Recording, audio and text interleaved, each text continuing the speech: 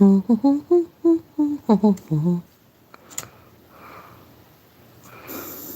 we go.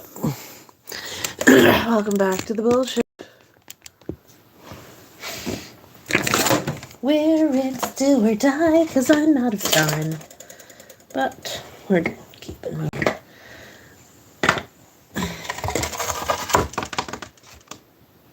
I put this down, I don't have the fucking glue. Not you. Where'd it go? Right there. Two-part policy. You're not gonna stop me. Even though you probably should.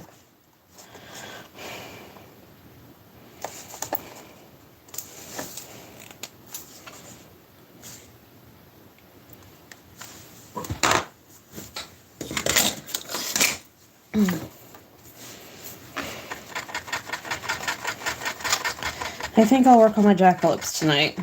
You can't do. No, because I don't have enough rabbits. Fuck.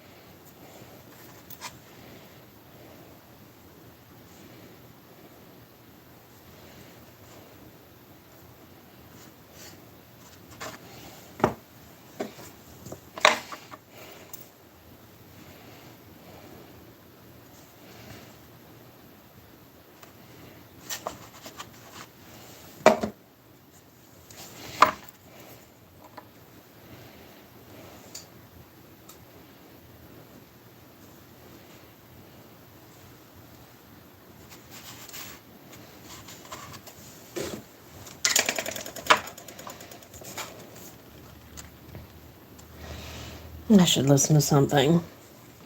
Anyone got a good recommendation for an audiobook?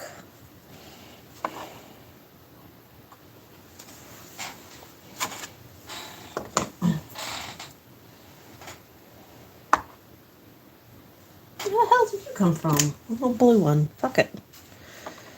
Yeah. Nah, stick with what I got. Usually for the next one.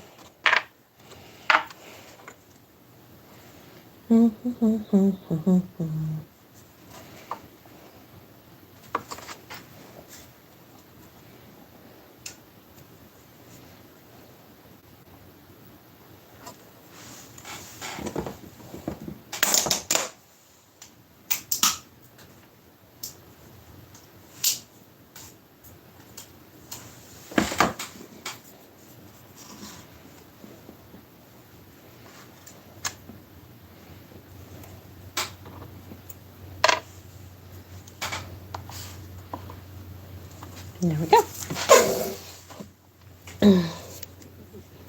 Succulent doll faces. They're so succulent. Alright, put those outside because they fucking stink. Oh my goodness.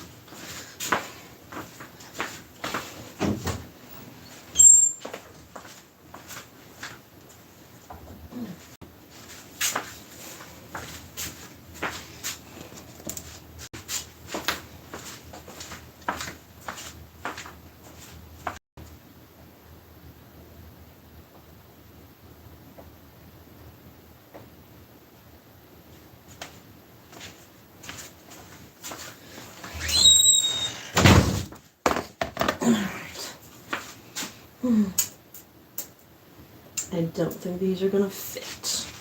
I still need that fucking epoxy! Gotta fix this guy. Come here, you daft bastard.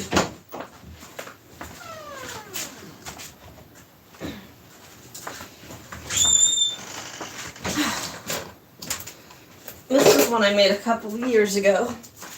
But his feet didn't stick. So they fell out. I had to put his feet back in his tummy pouch. I don't remember where everybody goes.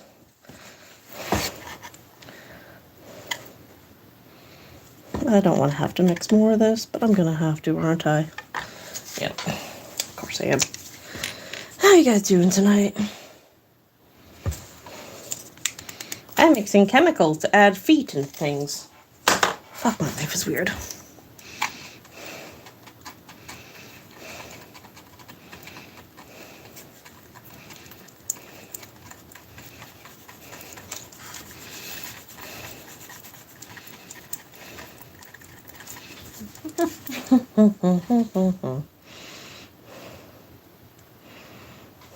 Yes, this is a severed Barbie doll limb.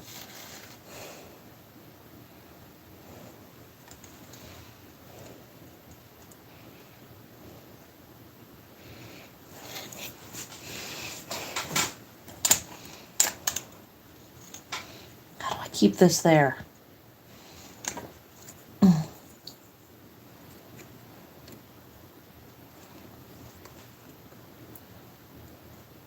There. I'll paint over that part after. I have 3 limbs and only 2 holes. Were you holding one?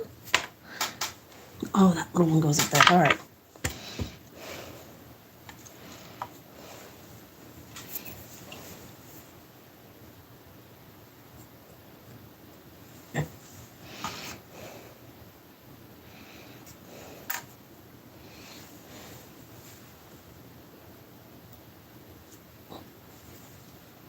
There. Doesn't have to stay forever. It just has to stay till it sets up.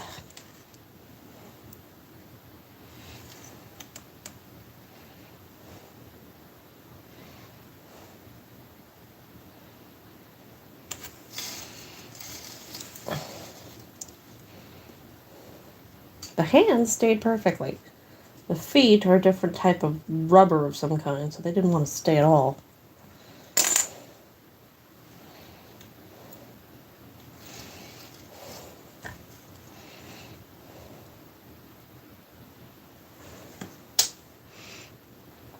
Yes, this is a kangaroo. Hey, how are you tonight? Making weird artwork. Thanks for stopping by.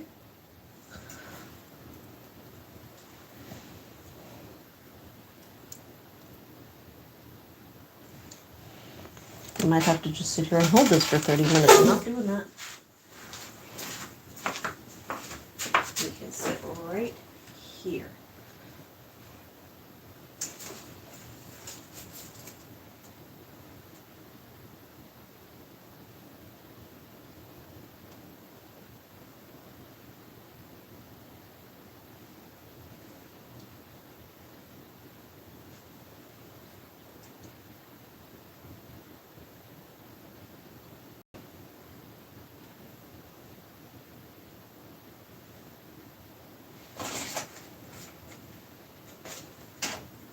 I need garbage. I need paper. I need cardboard.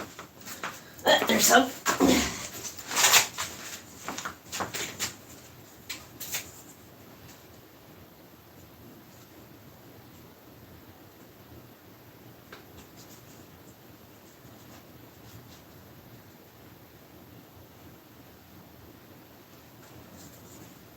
There. All right. That's done. I don't know if you'll stay. I fixed you. No, come back here now.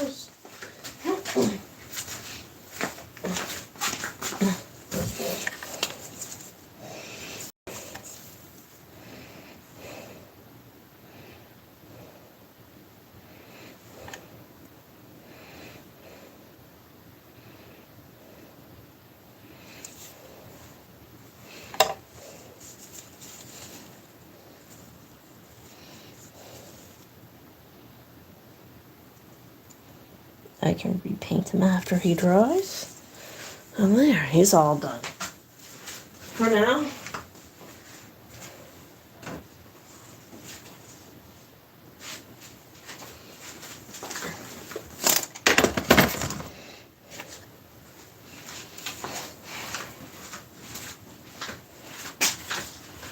I haven't got any pumpkin heads done up.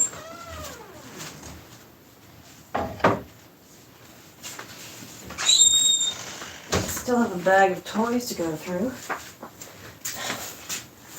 think it's the big 3 eyes. I haven't even picked out anything to listen to. I've been just going since I got home. Oh, what you making?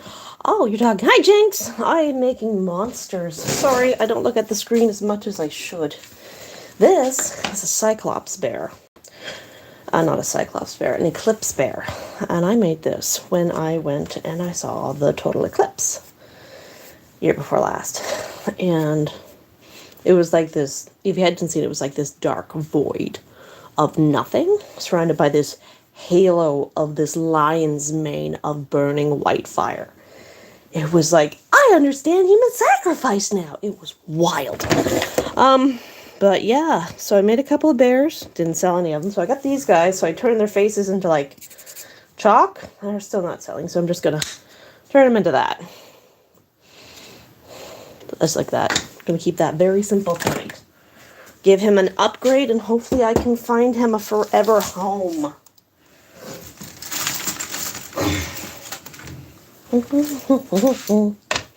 Anyway, while that heats up, I want to see if the screwdriver will fit these tiny itty-bitty screws.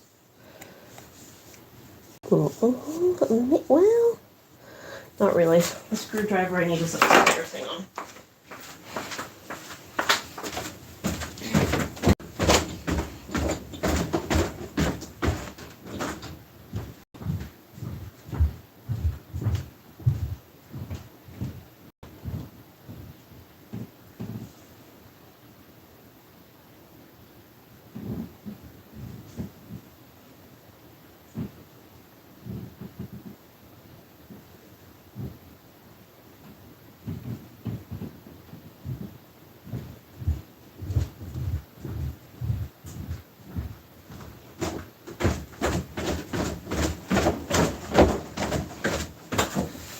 I'm back.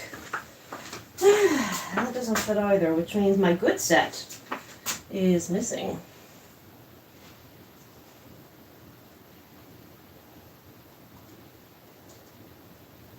Oh, hello. Maybe this will work. Ooh. I have hope again. Over there, you. This, before COVID, we could go to our local dump, right? And we could pick in the dirty wood pile. And sometimes things ended up in the wood pile that probably weren't supposed to end up in the wood pile. One of those things was this, minus the UFOs.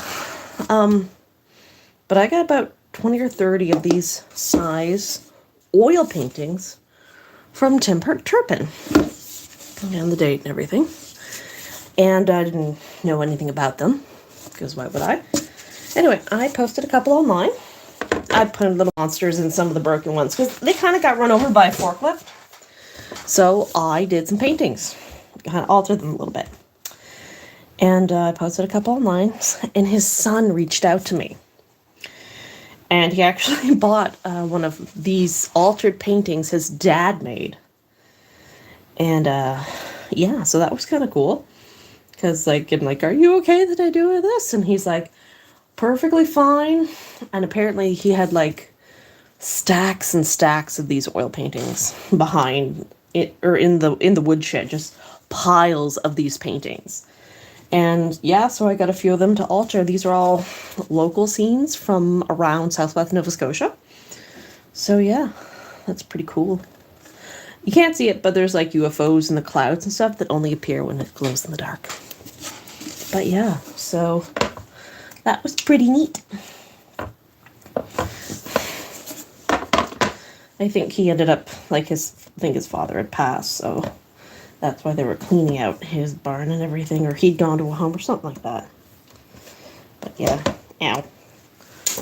His dad seemed pretty cool as a painter. There we go.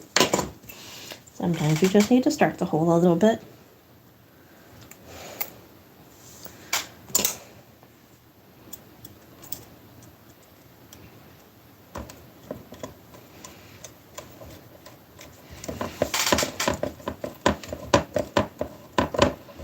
There we go.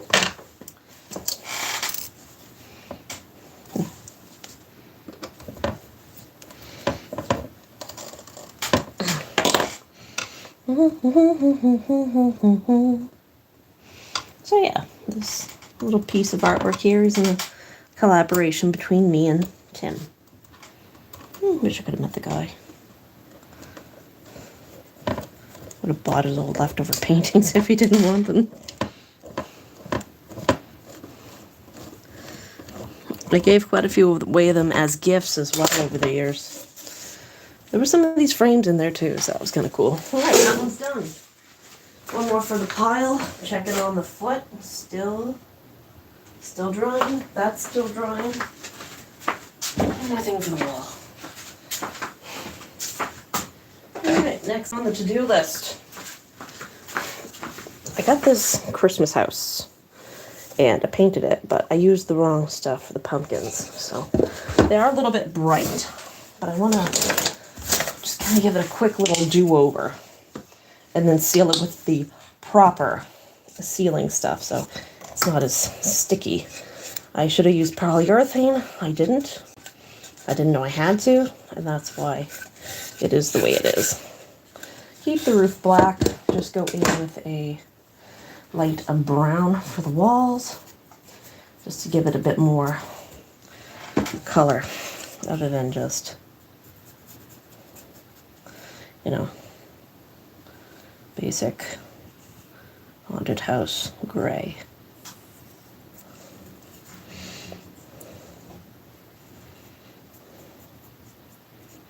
Maybe a little bit too much water. Should find something to listen to. Any requests for tonight? I'm thinking of just throwing myself down another, you know, film theory, game theory rabbit hole for a while.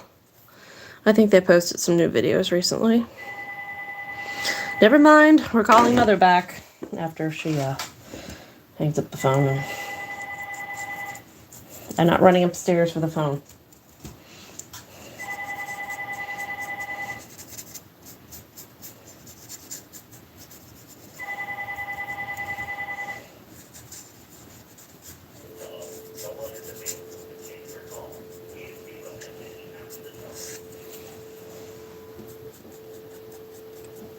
If I do it like this, it looks like boards. There we go. All right, quick call to Mom.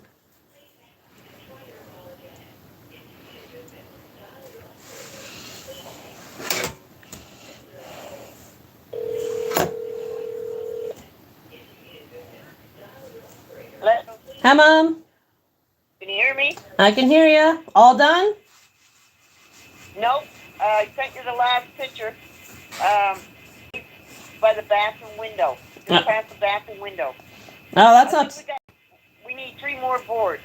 Oh, you ran out of boards. No, we need 3 more to put up. But he has to work tomorrow.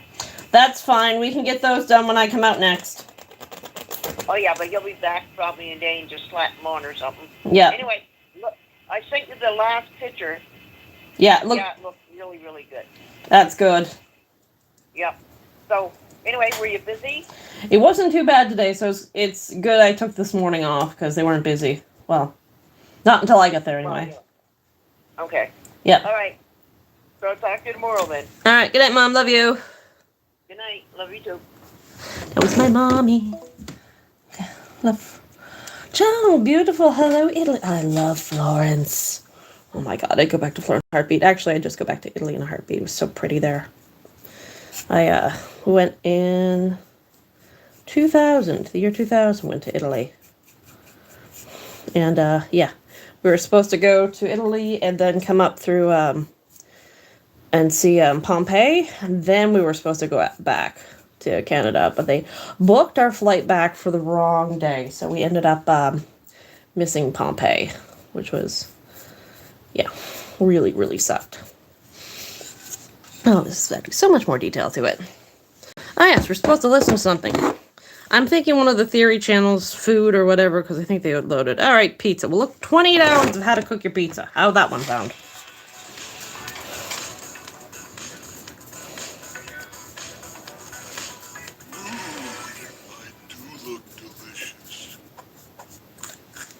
M&M's. It's more fun together. I thought that was Patrick.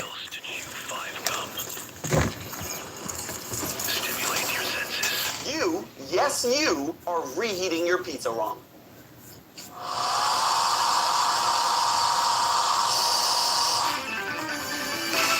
Internet. Welcome to Food Theory, where I have made a deliciously horrible mistake. See, against my better half's better judgment, I may have ordered just a tad too much pizza. I did have an entire one last night, but now I'm left with this.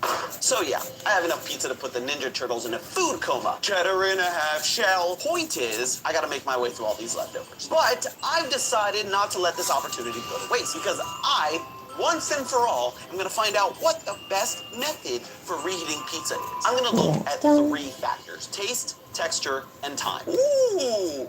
3 T's? I made that up right off the rip right there. Originally, it was like flavor, texture, and time, but then I made it into the 3 T's. All right, we might keep this in. Who knows? To quote Amy over on Style Theory, listen, I had a long day ahead of me and I was delirious, okay? So, we have the 3 T's. For starters, the reheated pizza must still taste like the original pizza the next day. We want our method to preserve the original flavor of the pizza, not leave us with a bland, stale, or burnt triangle of disappointment. We also have to keep texture in mind. Flavor doesn't mean anything if the texture of your pizza is trash. You know what I'm talking about. Spongy dough, tough, chewy crust, greasy, tasteless, congealed cheese. Even the most delicious tasting pizza in the world will be gross if the texture just isn't right. Again, we're going to want the cooking method we use to restore as much of the original flavor and texture of the pizza as possible. That includes the crispiness of the crust and the stretchiness of the cheese. Lastly, we're going to be scoring each method on how easy and convenient they are. Because, let's be real, if I'm lazy enough to order a pizza instead of cooking on a Friday night, I'm also probably going to be feeling too lazy to recook a slice come Saturday morning. Now, time is kind of a twofer here, because really, it's time and effort. It doesn't really matter as much if something takes a long time, if I can just leave it and forget it until it's time to take it out. Whereas, something might take a lot of effort in a short amount of time, but I have to be paying attention to the timer and the amount of water left or the pizza will burn, and that's just too complicated. As for our appliances, today we're testing the microwave, the oven, the air fryer, the skillet, and that looks a bit more like a house rather than a black blob. And kids swear by. But before we begin air frying and microwaving, we got to understand what happens to a pizza when it's refrigerated overnight. Like it or not, the next day flavor changes are inevitable, and there's not really a whole lot you can do to prevent them from happening. Luckily, tomato sauce is one of the food items that might actually help your pizza taste better the next day. When pizza sauce bright orange pumpkins, but they are a little bit too bright, so I'm going to darken them up a little bit with a little bit of wash. Cooking it in a slow marinade. The result is a fuller tasting, thicker, richer tomato sauce nestled beneath all that cheese. Not to reheat the nachos of previous food theory videos, but we also have to account for retrogradation of the dough's starches. Retrogradation changes the sugar content and texture of pizza as it cools overnight. Both cooking and cooling cause the food's starch molecules to pack themselves tightly together, which makes them more difficult to digest. As this occurs, some of the starch in your food becomes pumpkins are a little bit which means better colored. They don't stand out as much. Alright, what's next for this thing? As they would have been pre-cooled. Resistant starches are naturally found in plant foods like beans, potatoes, whole grains, nuts, seeds, bananas, and plantains. But cooling your food overnight can cause additional resistant starches to form. Believe it or not, creating more resistant starch in your food actually makes them healthier for you. Because resistant starches aren't easily digested, they tend to spike your blood sugar much less than regular starch does. See, pizza for breakfast is part of a balanced diet. Refrigeration is also going to significantly affect all that tasty cheese. The stretchiness of cheese is actually one of the most important factors in the pizza devouring experience. And not just because it looks mouth-wateringly good to pull a couple slices apart. Stretchability is defined as the ability of cheese to form whole strands that are able to stretch without breaking. In fact, mozzarella is specifically used on pizza, not just for its flavor, but because it has one of the highest stretchability factors among all cheeses. During the mozzarella manufacturing process, the cheese is stretched into water using a mechanical mixer. This repeated pulling results in high stretchability as the proteins are aligned parallel into fibers with the cheese. I haven't gone anywhere, As so where's cheese the red? matures, lactic acid That's fermentation pink. gradually dissolves the bond between calcium and protein. The red paint. That's why high acid cheeses like feta, ricotta, or cottage cheese aren't stretchy and don't melt as easily as mozzarella. But cheese with too little lactic acid fermentation Found another one. cheese, which is low in acid, acid also has an equally restricted melting factor. You really need to find that sweet spot of the right acidity to get that Isn't this boring? melting, stretchy cheese. And mozzarella checks every box. Unfortunately for pizza and my stomach, refrigeration significantly decreases the stretchability of cheese, which is why the cheese on a cold slice of pizza is more condensed and congealed than a fresh, hot slice. After sitting in the fridge all night, proteolysis occurs, a process that breaks down protein and removes damaged cells, causing the cheese to soften, weaken, and lose its stretchiness. The longer your pizza chills, the more moisture it loses, drying out the cheese and also lessening its stretchiness. That's why a cube of fresh, wet mozzarella is the best cheese to use in the first place to top your pie. So to recap, the fridge is both a magical and hellish place to store your leftover pizza. On one hand, it'll thicken and enrichen the tomato sauce and form resistant starches. On the other hand, it'll lose its stretchability the longer it's in there. Here's the thing, mastering this craft of reheating pizza is gonna take a while. But while I wait, guess what fits right in? Squeezing in rounds of Ace Craft's Sky Hero. You know,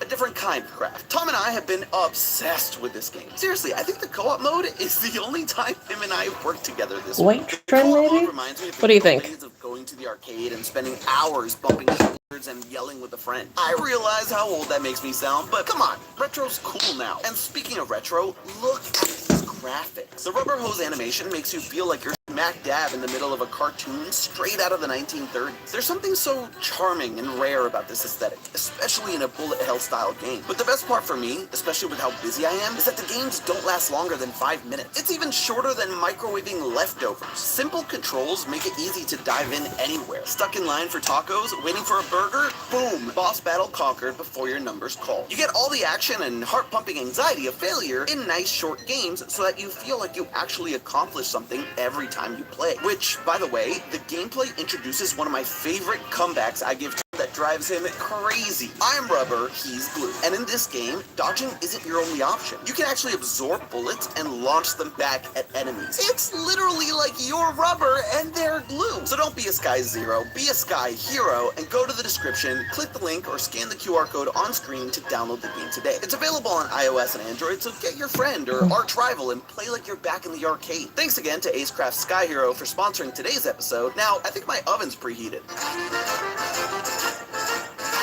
First off, we're starting with a tried and true classic, the microwave. Now, we're actually gonna do 2 methods involving the microwave. One, we're gonna stick a slice in by itself for about a minute, take it out, no muss, no fuss. That's how Dad did it, that's how America does it, and it's worked out pretty well so far. The other method is sticking another slice in there with a glass of water, which should help with the moisture and therefore sogginess and chewiness of the pizza. So let's get started. To understand why expert pizza YOLOs sneer at the idea of using radiation boxes to zap up a slice, we gotta dive into how exactly our often most used appliance works. Microwaves use non-ionizing radiation, which will not cause changes to your DNA, unlike ionizing radiation. It can, however, still burn you. Its technology is specifically designed to alter the texture and taste of the food it heats. And microwave isn't just the name of the item, it's the form of energy. It's invisible to the human eye and falls in length between radio and infrared waves. We've talked about exactly how they work in a previous episode, but TLDW, microwaves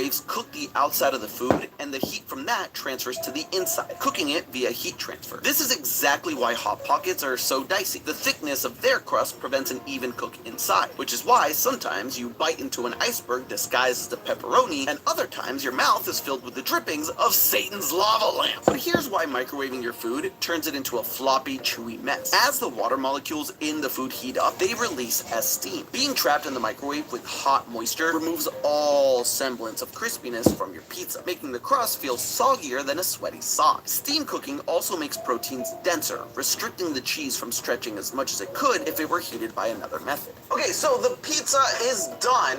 Let's take it out. Oh, it's not that hot. Ooh.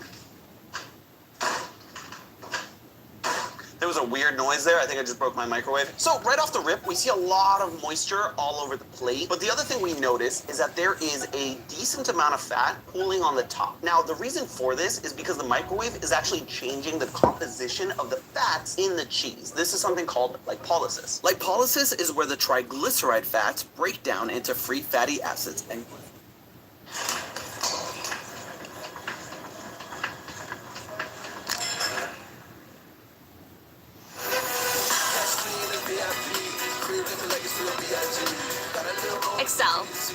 what feels fresh. If you're going to commit to a manicure, commit to a Skittles manicure. Commit to the rainbow. Taste the rainbow. Fatty acids and glycerol. This change in molecular structure leaks out some fats. But don't be fooled, just because microwaving a meal causes it to technically have less fat, it's also turning healthy to unhealthy fats. Now, reheating once is going to do negligible damage, but keep this in mind if for some reason you keep reheating the same slice over and over again. So let's try this out, because I can already tell there's a decent amount of sponginess and chewiness that's about to happen, but let's see how the taste is. The crust is way chewier. You don't really have any sort of crunchiness at all. It's lost a lot of flavor, honestly. Like, I know I'm eating a pizza, but I can't taste that I'm eating a pizza. On a scale of 1 to 5, I'm gonna have to put this at like a 2, because there's a little bit in the cheese, but as soon as you get to the crust and the rest of the dough, there's just nothing there. In terms of texture, it is chewy. It is exactly what you don't want. It's spongy. There's not really much moisture in the crust. It's weirdly dry. And the cheese itself has congealed and is not a good texture. This is also gonna be a 2. Now, in terms of time, we ended up only doing 30 seconds in the microwave. 1 minute in mine was way too much. That has to be a 5. That's kind of the gold standard. You get nice hot pizza in 30 seconds. As long as you don't care too much about the flavor or the texture. Now, method number 2 with the microwave was actually recommended highly by Lee and a million other people on the internet, and that is putting a glass of water in with the slice of pizza. I don't see how this is gonna help, but let's do it. Slice, water goes in, so we're just gonna put it right next to it and hope for the best. And we're dancing. We're dancing, we're dancing, we're in the dun. Boop, boop, boop, boop. Throw it back, throw it back. Oh, what? Bring it down. 5, 4, 3, 2, 1. Nice. Right off the rip, you can see that there's almost no moisture around the pizza on the plate. Like, this is a stark difference from the first time around. Underneath, there was a lot of moisture, but around on the plate, there was nothing. It feels less spongy. And honestly, kind of looks good. Let's see. Whoa! Now, this was fascinating to me because I never in a million years expected a sad glass of water to actually do anything to help the cook of the pizza. But what's occurring here is that the glass of water acts as a steam decoy, in a sense. Because the microwave energy is now also heating the water in the cup, some of that microwave power is diverted away from the pizza, slowing down how fast it cooks. And lower energy means a less soggy slice. On top of that, the cup of water releases extra moisture into the microwave environment, which can help keep the cheese from turning rubbery. That is a stark difference in the two flavors. The cheese has retained a lot of moisture and it's not as congealed and therefore has a lot of flavor. It's not perfect, but honestly, that is not bad. The crust has maintained a lot of its flavor. Listen, I can't go as high as a 4. That is a 3.5. I'm shocked by this. In terms of texture, it's still a little spongy. There's no crisp to it, but it's not as dry. Is it ideal?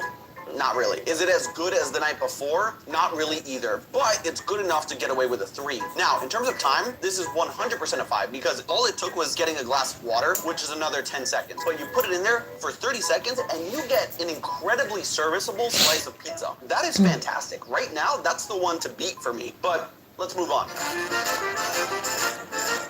So we're moving away from the microwave and to the oven. And here, once again, we're going to be looking at 2 methods. The first one is a shorter cook time when you just can't wait to chow down. And the second is going to be a much longer one if you have time to perfect the cook. Let's get started with the shorter one, shall we? For the quick oven method, we're going to preheat to 400 degrees. When it's ready, put the pizza in and set a timer for 10 minutes. In theory, food theory, this method will help retain the crispiness of the crust because it bakes both the pizza Now and that actually looks like a house inside of again. it more evenly than the microwave. The downside here is that we risk drying out the cheese and reducing its stretchiness. Okay, so we have just taken it out of the oven. I have to say, it looks a lot more orange and a lot more kind of burnt than anything else. If you look at the non-heated slice versus the heated slice, there is a stark difference. There we go. That's a little bit better. The oven slice is very hard right now. There's like no movement in here whatsoever, which is not necessarily good because I feel like this is going to be a lot harder and drier. Kind of like when bread has been left out for too many days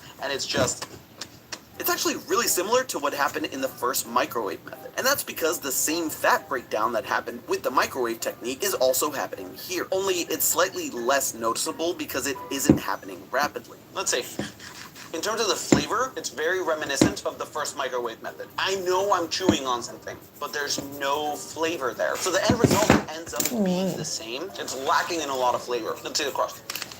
Damn near broke a tooth right there. It's very dense. It does have more flavor than the first microwave method in the crust. The garlic is still there. Cheese, not so much. Like all the moisture has just been dried out of here. From a flavor perspective, honestly, this is like a 2. There's a little more flavor in the crust, but the cheese and the rest of the pizza is just not it. In terms of the texture, honestly, for me, this is gonna be a 1. I almost prefer a soggier taste than a dense, dry one. At least in the microwave, I didn't feel like I was gonna break the tooth on it. It's so dense and dry. Try again.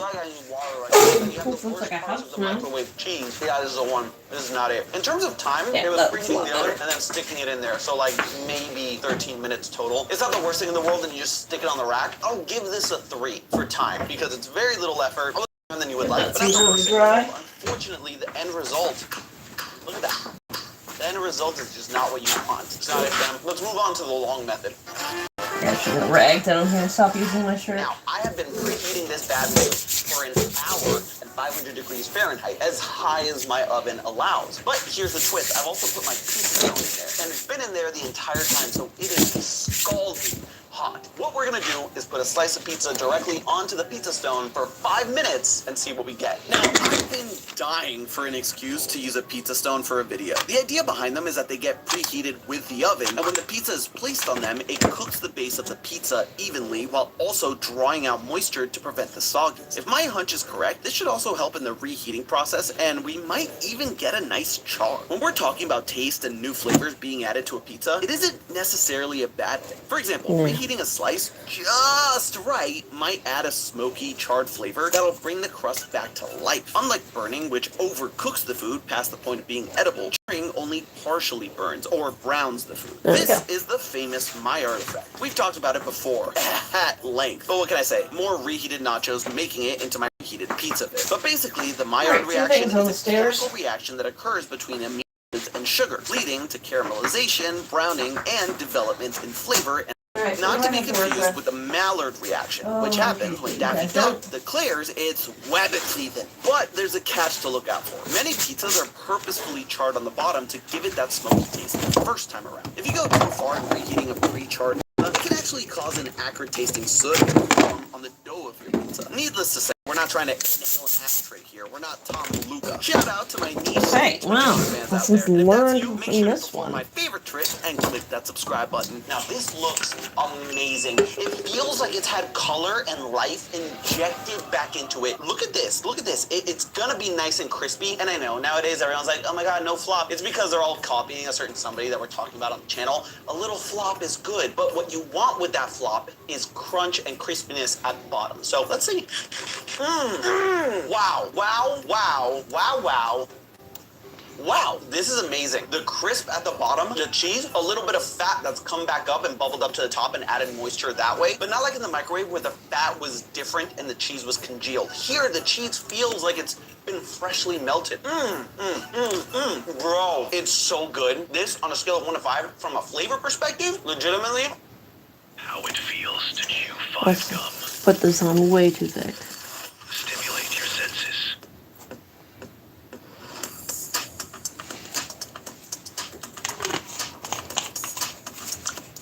Now that's putting it in milk chocolate. M&M. It's more fun together.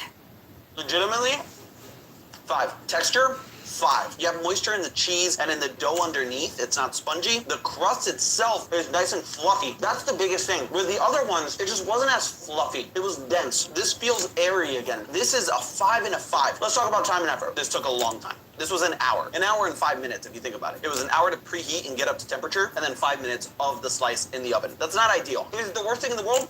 No, because you can put it in there and forget about it for an hour. But here's the kicker. Without the pizza stone, this method is a lot less effective. And that right there is a lot of effort. A, if you don't have a pizza stone, you have to get a pizza stone. Highly recommended just while we're here. But it's still a lot of effort to buy one and get one and put it in the oven, store it, blah, blah, blah, all that stuff. I had to get this out from a bunch of stuff and put it in there. Honestly, the effort is deceiving. Is it worth it? I would say yes, but that doesn't mean that this gets away scot-free. I think from a time and effort perspective, this is gonna get a 1.5 out of 5. The long time might not have been an issue if we didn't have to get a full pizza stone to put in there and all that jazz. But we're not done, and there's a lot more pizza to have, so let's move on. I was only half kidding in the intro. I just want to see if it'll work. I'm going to blow dry the pizza for a minute and see what changes occur. And let's go. Let's see what's changes here. It's lukewarm at the bottom. Some heat has transferred down. It's so dry. It's barely done anything. The crust is straight up cold. I will be honest, it didn't remove any flavor. The microwave and the short oven cook straight up removed flavor. Right. This at least didn't. It's just like lukewarm. It's not really hot. I'll give it a 2 for flavor. It's just a little weird because like there are patches that are warmer than others. In terms of texture, it's really dry. The hot air blowing dried out pretty much anything that could have been on there for moisture. I'll give it a 2 as well. In terms of It time did and effort, crack a little bit. I don't know if that's because I added paint before putting them up, or if it was just because I made them too thick. Hair dryer for the first time in your life. Let's move on. And now it's time to move on to the 21st century, shall we? I should have done this before. It's time to duel with the air fryer. It's time to whatever. I tried being cute. Using the air fryer to reheat leftovers of any kind is a god move in terms of a short cooking time and the resulting excellent crispiness. Unlike a microwave, an air fryer blasts the surface of the pizza with a constant stream of very hot, dry air. That does 2 things at once. It evaporates surface moisture quickly, so instead of trapping steam in the crust, it lets it escape before it can make things soggy. And it crisps before it dries. The heat is intense enough to brown and re-crisp the outer I don't know crust if and it's melt where the it's in the cheese before basement where it's interior kind of a has little bit time to damper or absorb what. moisture. It's all about the speed and direction of heat transfer. But I find it's cracking.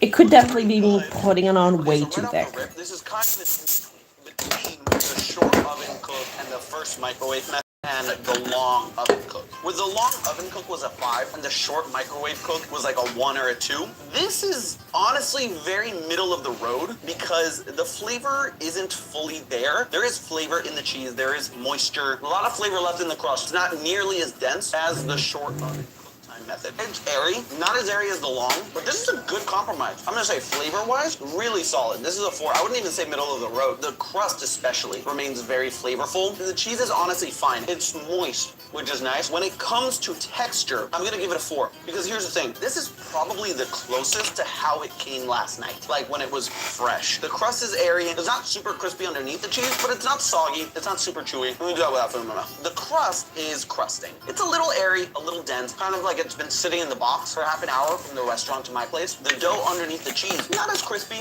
as the oven cooked, but it's not soggy either. The cheese as a texture is just fine. So I'm honestly gonna give this a 4. Now, in terms of time and effort, no preheat time. 5 minutes for this kind of a result, that's a 5, easily. But it's time to stop relying on appliances and start relying on my chef skills. Let's move on to the skillet. Alright, I'm not gonna lie to you. I think I have a pizza headache. But we're on to the final round, which is using the skillet. This is kind of the preferred method for a lot of like YouTube food creators out there. They all swear by this. So let's see how it works out. To start, place your slice of pizza on a cold pan and heat over medium-low heat for 2 to 3 minutes. Next, add a shot glass full of water to the pan and cover for about 5 more minutes. There is a little bit of variance here. Some people will do a preheated pan with some oil, but this is the most common variant I've found. Now, the reason why this is the most complex to explain is because there's a lot of different factors at play here. Different stoves will require different cook time, and you might have to play around with the settings of your burners to find the sweet spot. I even had a hard time with it for the first slice. Okay, so I think we may have used just a bit too much water here. Listen, the flavor's good. The cheese on top has melted, but the bottom was way too wet. So let's run it back and try it again. User error really isn't helping the time and effort score here. But hopefully using an ice cube, like I've seen some people do online, will give us the perfect amount of water instead of accidentally adding too much. What I will say is that the colors look much more vibrant here than in pretty much any other reheating method. The sauce is popping a little bit more. The cheese isn't as orange orange. The crust isn't as brown. And look at that. It's looking pretty good. So let's, oh man. Wow, okay. The crispiness of the crust of the dough underneath the cheese is a different ballgame. I thought, looking at it, that it was still gonna be a little soggy. And it is a little bit. The crust is a little more greasy than I expected it to be. It is a little chewier than I would like it to be. It's airy, but chewy. Underneath the cheese, it's perfect. You got that nice little crunch as you bite in. The cheese is remelted. Not as much as I would like. And I think this really comes down to the effort of the skillet method. I need to retouch this up here. The cheese hasn't lost any flavor. The crust hasn't lost any flavor. I'm gonna give this a 4.5, just because it doesn't reach the levels of the long cook oven method. It just doesn't feel as fresh. It does feel like a reheated pizza, but a 4.5 is a fantastic score. When it comes to the texture, I think I'm gonna have to give this a 4 because the crust is a little chewier than I would like. It's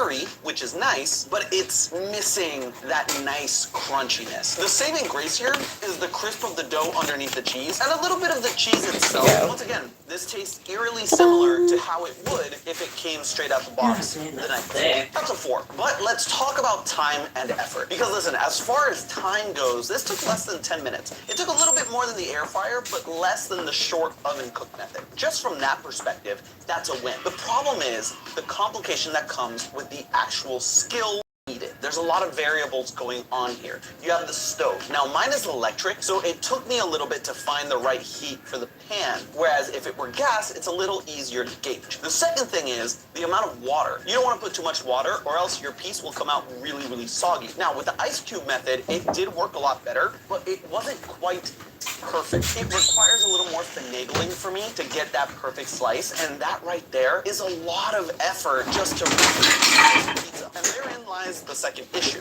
One slice. Every other method so far, we have only done one slice, but you could do more. In the microwave, you could fit 2 or 3 slices. In the oven, you could fit the entire pizza. In the air fryer, you could maybe fit half or entire pizza. But on the skillet, that's 1 slice max with this method. And come on, if I want to eat more than 1 slice, I'm not going to be doing this for every individual slice. So as far as time and effort goes, this is going to have to be a 2 just because of how complicated and skill intensive the method is. But with all that said, take it away, VO me. All right, we've got one last method worth trying out. And I might be stuffed silly, but I've got to pay my respects to one of the best leftover pizza eating methods there is.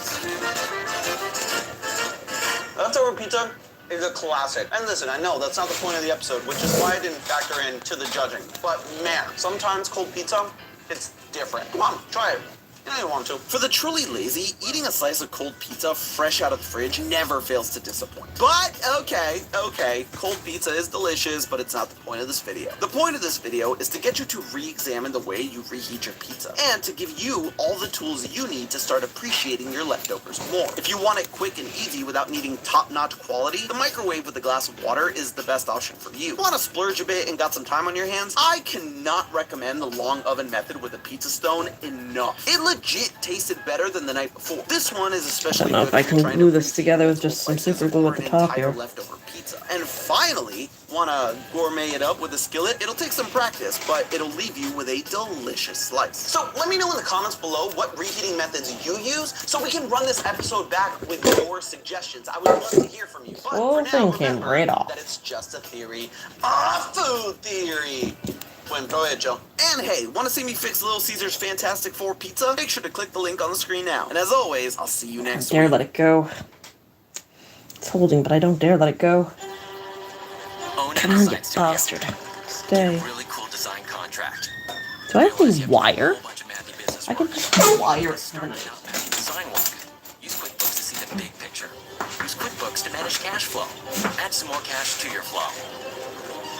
Let QuickBooks do more of this, so you can do more of the things you love. Intuit QuickBooks. Manage and grow your business all in one place.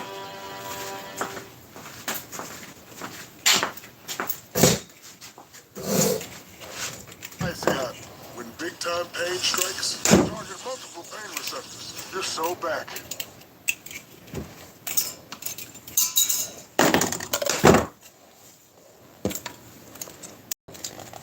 Hi, it's early afternoon. It's a good time for a banger in the mouth. Nice. Cold open. Love it. Yeah, just till it.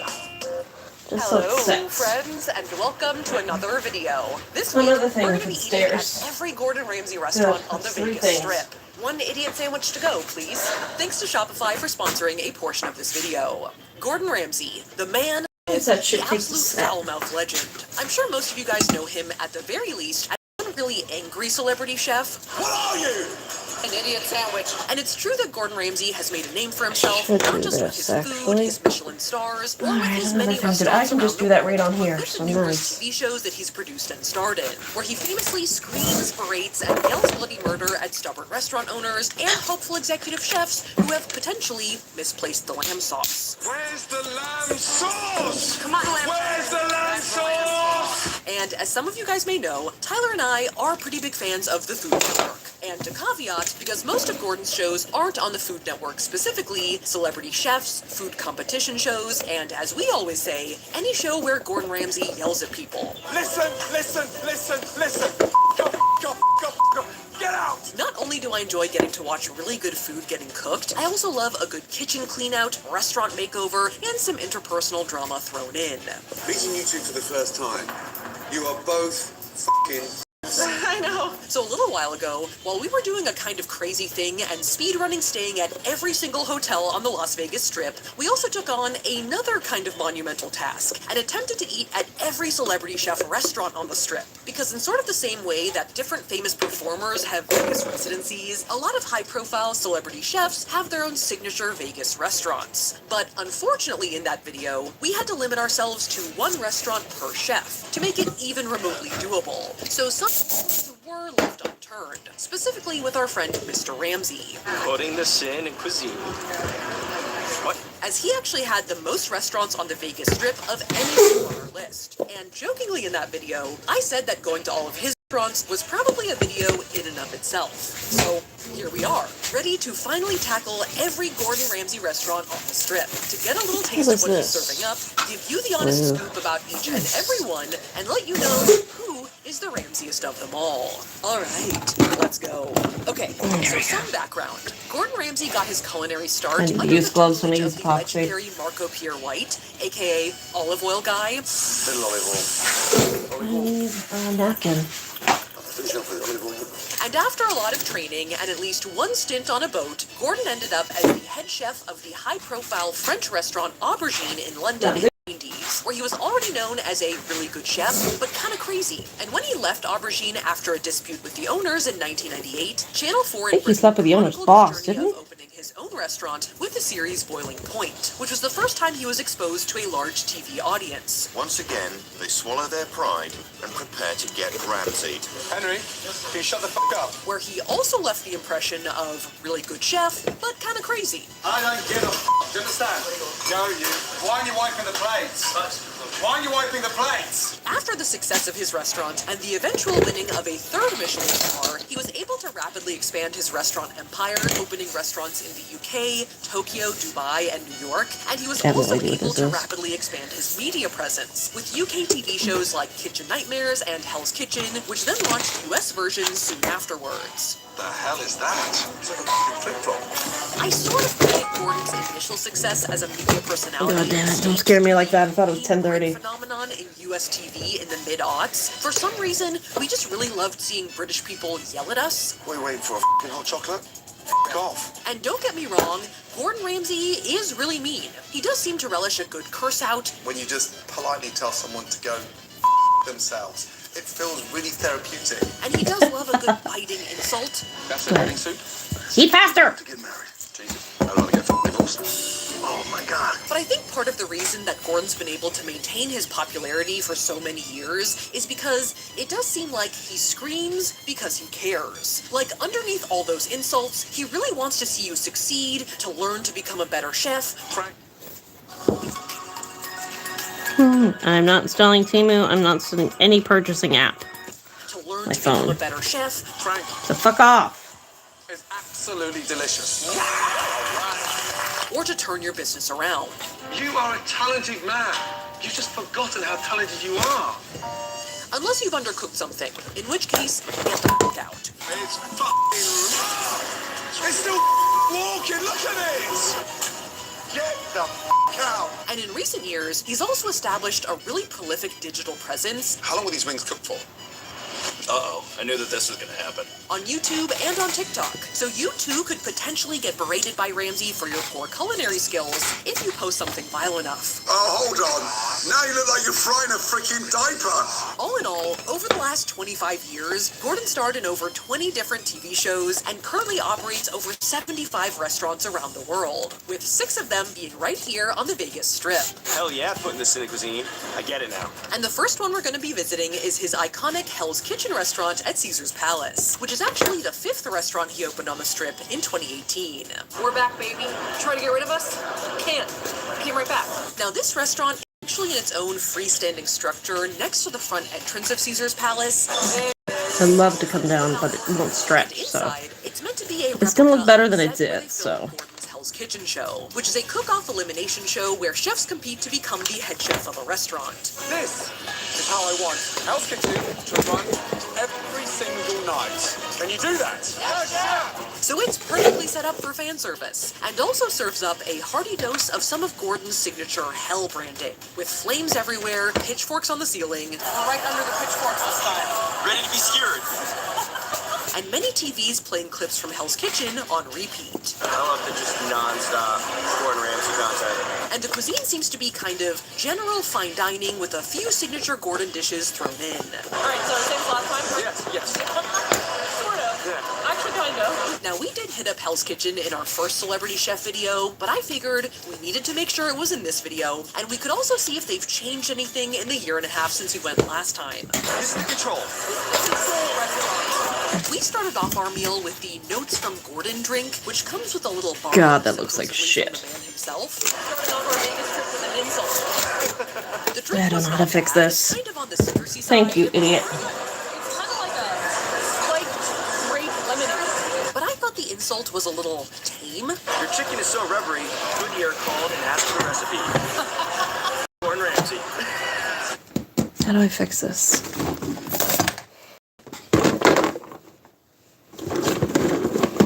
Do I just make it here? That's a fucking no. I can't just paint it. Covering it won't work. Okay, think. Make the time to just give myself a few more minutes. If I can't figure it out, I'm moving on to the next project. I'll have a good time.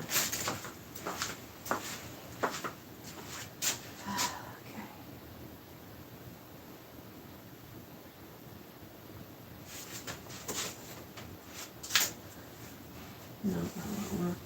Too thick. Texture and paint? Texture and paint. Texture and paint. We can call it seaweed. We can call it ocean waves. Texture and paint.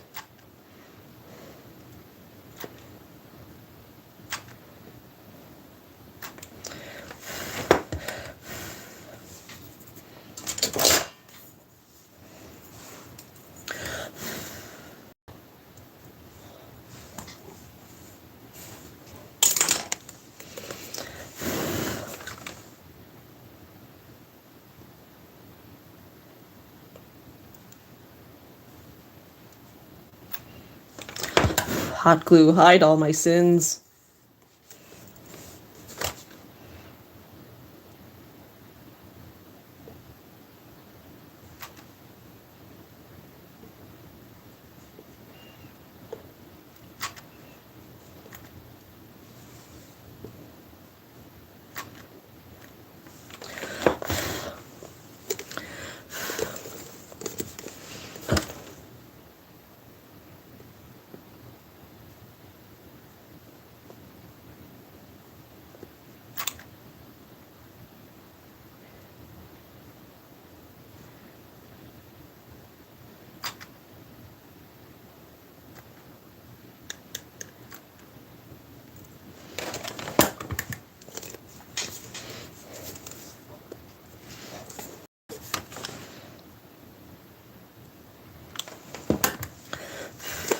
All right. You dry, then paint. don't like that with my fingers. Ah! Stop touching shit! There. That one's kind of over there anyway. What's next on the project list?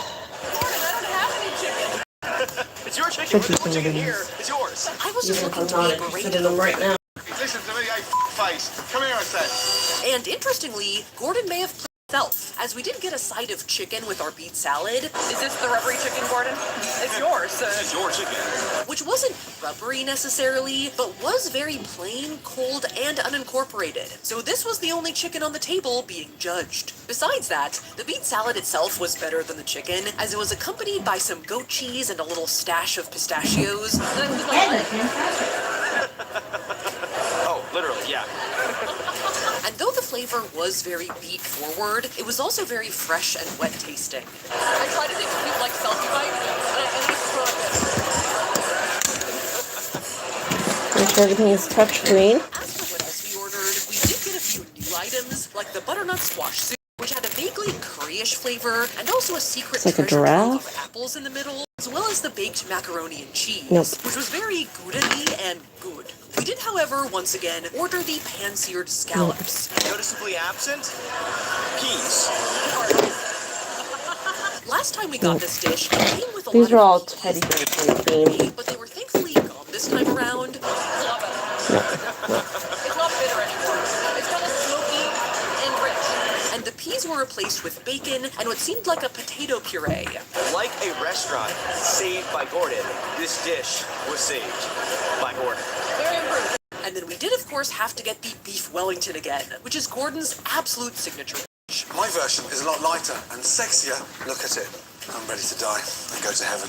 This is a traditional British dish made with a filet steak covered in onions. See if any are really what I'm looking for. It's even better the second time around. This may not Eggs be yellow, so everyone's it kind of dish, but I matches. do think that Gordon's version is a really good version of a Wellington. I don't think I have it. My favorite part. Oh, yeah. Thankfully, Tyler That's the is closest. a pie type of guy, so he loves it. Steak, pastry, and all. Nope. This is a dog. Or is it one cut in half? Either way is great. And we figured that since Gordon serves the beef Wellington at many of his restaurants, with some variations in price, we should try one everywhere he serves it and see what the differences are. So this is the Wellington test. You are that. We'll see how long the love affair lasts. And then we did also get a sticky toffee pudding, which is also one of Gordon's signature dishes. So damn good. Still got it? Still got it. Apparently this recipe is based on his mom's recipe, and it's warm and moist with a sweet butterscotch flavor and paired with some cold ice cream. It's everything and everywhere all at once. Yeah, it's literally, it is. This time they used speculoos ice cream, which has a bit of a gingerbread flavor. You're going too fast. What? You're going too fast for bites. You're an STD hog Okay, right now. that's over there. And even though I don't usually like super sweet desserts, I think this one is a real showstopper. All right. I have a surprise for you. Oh, how about a pumpkin head? Iron spoon. Yes, Ooh, I kind of like that. Back off. And Gordon also offers the sticky toffee pudding in a few different Can I get formats some across his heads? different restaurants, so we are also going to test those out as we go along to see what is the best delivery method for the STP. So this Great. is the sticky toffee pudding. This is an investigative channel, people. This is like. I have a, Now, all in all, Ooh. I would say Hell's Kitchen is a very solid restaurant. I wouldn't say this I have a head. but it was very But there's good no across head. the board. So I think it would I don't leave have any ears. Gordon fan satisfied and smiling, There's no especially ears. if you picked up a sticky toffee pudding or one of Gordon's signature chef jackets. Did you know CPP Investments has helped grow the CPP fund to over $700 billion in just over 25 years, turning it into one of the best performing pension funds in the world. They're hiding Just from one my more wrath. reason we can all be proud Could to be be. Canadian. Has anybody seen a severed head? Number 3, can you step forward? Specifically that one's head. Serious is right. Oh, hello. Number 4, Hi, everyone. you're free to go. Oh, I didn't It order doesn't away. really good. Does. Fucking law shirt. Okay, so Gordon actually has a lot of really great merch. You know what, at I his could put the different pumpkin on, restaurants, and if I after come we across the go head along, see if we later, get some of the stuff we can after do the that. fact. I think that was kind of cute, actually. I'm not gonna attach I you. don't think he official merch storefront, which I'm kind of disappointed by. It seems like Gordon could use some help from our sponsor of this video, Shopify. Now, if you don't know, Shopify I is a don't have commerce any of platform those wooden that lets you discs. Ah, I found my screwdrivers though. online store. I'm sure you guys have Those are going where they interacted with the always are Shopify supposed site to be. before, as Right here. Shopify hosts millions of online stores across 170 different countries. Any one of them wooden And round since discs, Gordon and I've doesn't just have used one, all of them. I'll show you mine. For Yes, faces. our merch site Fiendish Behavior is of course hosted by Shopify, which you can check out if you'd like. And regardless of whether you have experience or are completely new to starting your own business, Shopify is really easy and intuitive to use, with a drag and drop store editor, a back office that lets you oversee all of your sales and operations, and it also seamlessly integrates with all major social media platforms, allowing you to sell your products on YouTube, Instagram, Pinterest, and more. Shopify also allows you to easily expand your online shop into the real world, offering POS systems for brick and mortar stores and pop-up events, and they also offer a new Shopify Magic AI tool that has a whole suite of features that can help you write better product descriptions and elevate email effectiveness. So if you've always dreamed of opening your own small business, take this as your sign to make the plunge and get your free trial today by scanning the QR code on screen or by going to shopify.com/Sophia. And as for Gordon, he's missing out, man, because I feel like there's a fair amount of demand for shirts like this one. Got it. Target.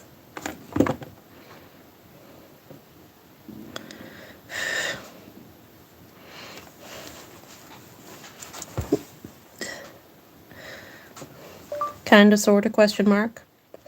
Called the boss yesterday before bed. Said I wasn't going to be in until about noon today because I couldn't let my mother be on top of scaffolding all by herself. She completely understood, which was nice. But I am, so far as I'm aware, the good coworker. LOL, period. At least I don't think that's changed. Period. So I was out there till probably about 11. Question mark, got most of the board and batten done. I was back to work by 12. Now the panic is kicking in though, because I have a convention on the 13th and I don't have enough products, so I'm making stuff right now.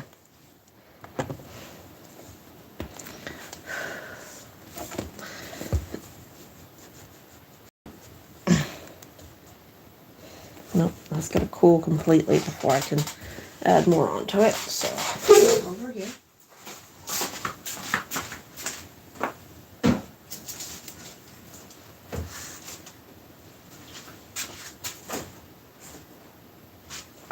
Oh, hello. Let's see if I can get you fixed up. I have a feeling it's gonna be an epoxy night. Fixing you guys up. I think I know how to fix most of that though.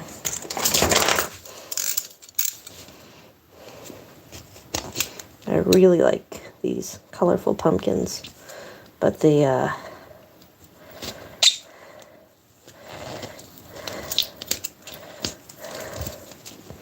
they don't stick with the hot glue very well, so we're gonna have to just kind of work around that, I think.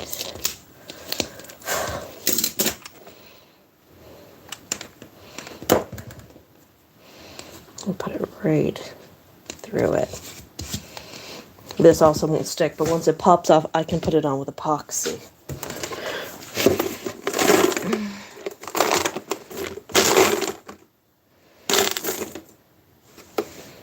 Doesn't have to be matching. Another second if I don't find a matching one. Also pop off, then we can just, yeah. Actually, how about something larger? Oh, I kind of like that. Alright, we're gonna go with that one.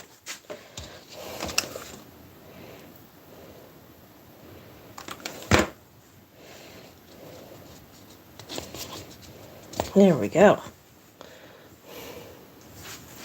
Alright, that's another one down. 1, 2, 3 on the stairs. Getting there.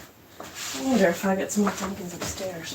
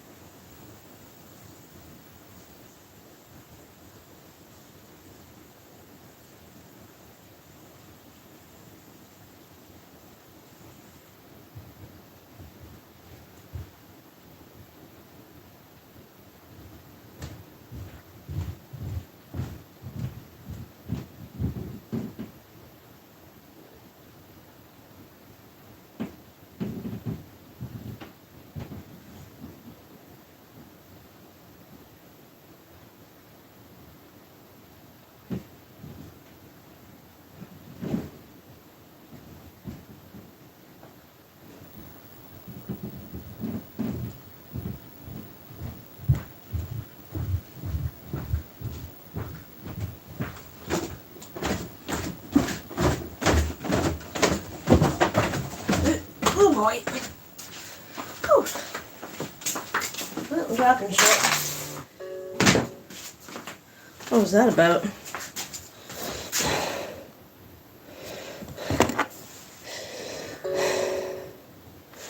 Yeah, I'm over on the live stream if you want to pop over and get bored to death watching me craft. LOL. I have a bad feeling. Ooh, you're cute. How can we fuck that up? Something in your back. Okay. Back opens up. What's in here? Oh, just a tied off pocket. Good. Found us.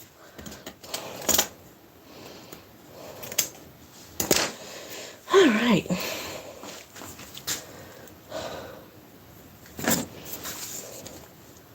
Too big. Cute though. No. Not right now. I got other things to build. Alright.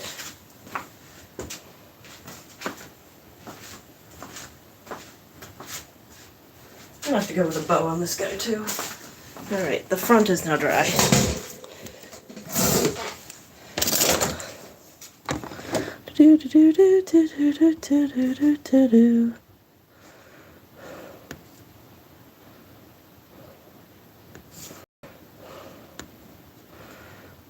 Let's see. Subscriptions. God, this connection's bad.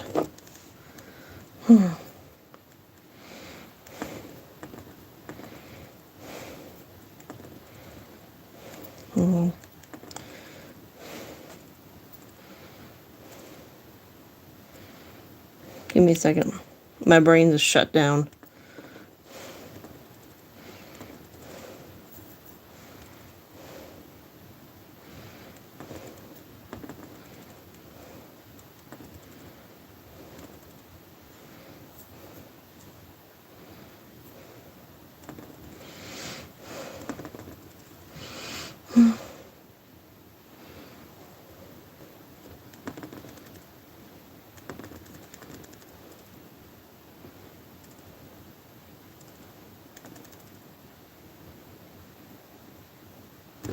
Sure, we'll go with that one.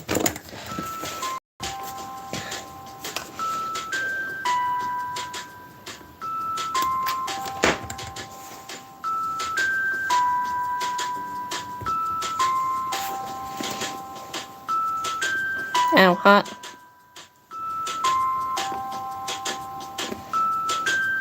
I know, it's exciting.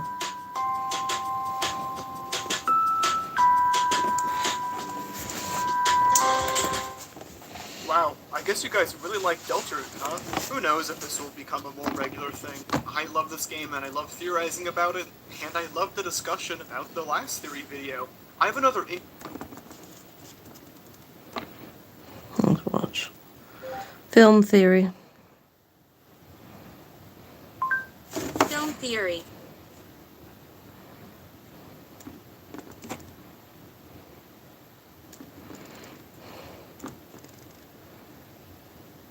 Sure. A portion of this theory was sponsored by Simply Safe. There's no safe like Simply Safe. Samurai Jack is Aku. Yeah, you heard that one right. The hero from this classic cartoon will someday go on to be his greatest nemesis. Sound a bit out there? Well, maybe, but I think the evidence might convince you. Hello, Internet. Welcome to Film Theory, the show that's waiting for a Ooh, I can put horns on it. samurai warrior wielding a magic sword to step forth to oppose me. So today we're talking about one of my favorite series of all time, Samurai Jack. If you don't know, Samurai Jack is a classic cartoon from the 2000s all about a samurai that's, well, given the name Jack. He was the prince of feudal Japan whose father was imprisoned by the evil shape-shifting demon Aku. But not before Jack was sent away to train with masters from all around the world. Jack later returned to Japan, but before he could defeat Aku, the demon pulled the cheap trick of opening a portal and flinging Jack into the distant future, where Aku had thousands of years to take over the entire planet. And now, Jack is on a quest to get back to the past so he can defeat Aku before any of this happens and undo his nightmarish timeline. This show was awesome. It had some of the best animation of the era, homages to cinematic and literary classics, and it wasn't afraid to tackle some pretty mature mature ideas and themes in ways that treated its younger audience with respect. Fun fact, some friends and I in high school did like a March Madness bracket of the best cartoons from our childhood, where we assembled like a council to discuss them and vote for our favorites. And Samurai Jack ended up winning the whole thing. Honestly, I've wanted to do something involving Samurai Jack for years. We've actually had this episode floating around in the backlog for a while, just waiting for us to sit down and really hammer it out. And you know what? It's time. I want to take a real crack at this and prove to myself that Samurai Jack is still the GOAT, even in the theory world. So today, after taking a look back at the series, I think that we did it. I think that we have a theory here that's worth covering. See, friends, Samurai Jack, the warrior meant to go back in time to defeat Aku, he is Aku. At some point in his life, the darkness inside of Jack will become the demon that he spent decades fighting. And the reasoning for it? Well, it will make total sense. And okay, yeah, I know the good guy is bad actually is a film theory classic that's basically a trope at this point, and admittedly, this one is a little bit out there. But if you're willing to suspend your disbelief just a little bit, Damn you! So take up your magic swords. It's time for us to get back to the past. So I think that the best place for us to start here with a claim like Jack is Aku is by pointing out some of the similarities between Jack and Aku. I mean, if they're actually the same being, it would only make sense that they share some traits, right? So what do we got? Well, the few times that we see Aku take human form, he's extremely skilled with weapons in the exact same way that Jack is. When he steals Jack's sword, they're basically evenly matched. And at another point, he masquerades as a female warrior to fight alongside Jack, and the two are more or less on equal footing.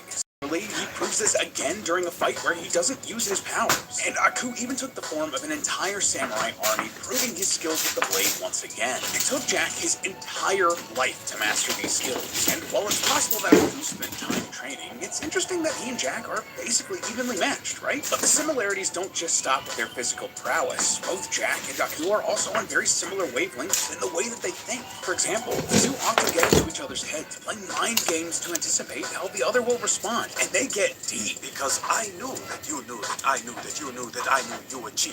That's like 5 layers, dude. But their similarities in their thinking go beyond knowing how each other will react during their conflict.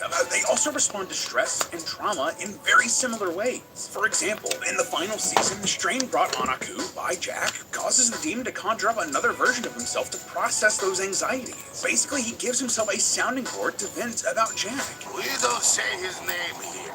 It is a safe place. Oh, sorry, to vent about the samurai. Aku even cries that due to the effects of time travel, Jack is ageless. Just like Aku, their struggle is basically set to go on forever. But here's the thing, in the same season, Jack also does this. His brain manifests another version of himself to help him process that despair. A darker version. He's responding the same way as Aku. Plus, this internal, evil Jack shows that Jack has a dark side lurking inside of him. And this isn't just talk, we see proof of this across multiple episodes. In episode 8, Aku manifests an evil version of Jack created from his inner darkness. And in episode 40, Jack is corrupted by Aku's essence and nearly becomes the demon himself, even using his sword to attack innocent people. And the version of Jack's inner demon from the final season tries to force Jack to abandon his hope and principles. He even goes as far as to call Jack a fool, which is Aku's go-to insult for the samurai.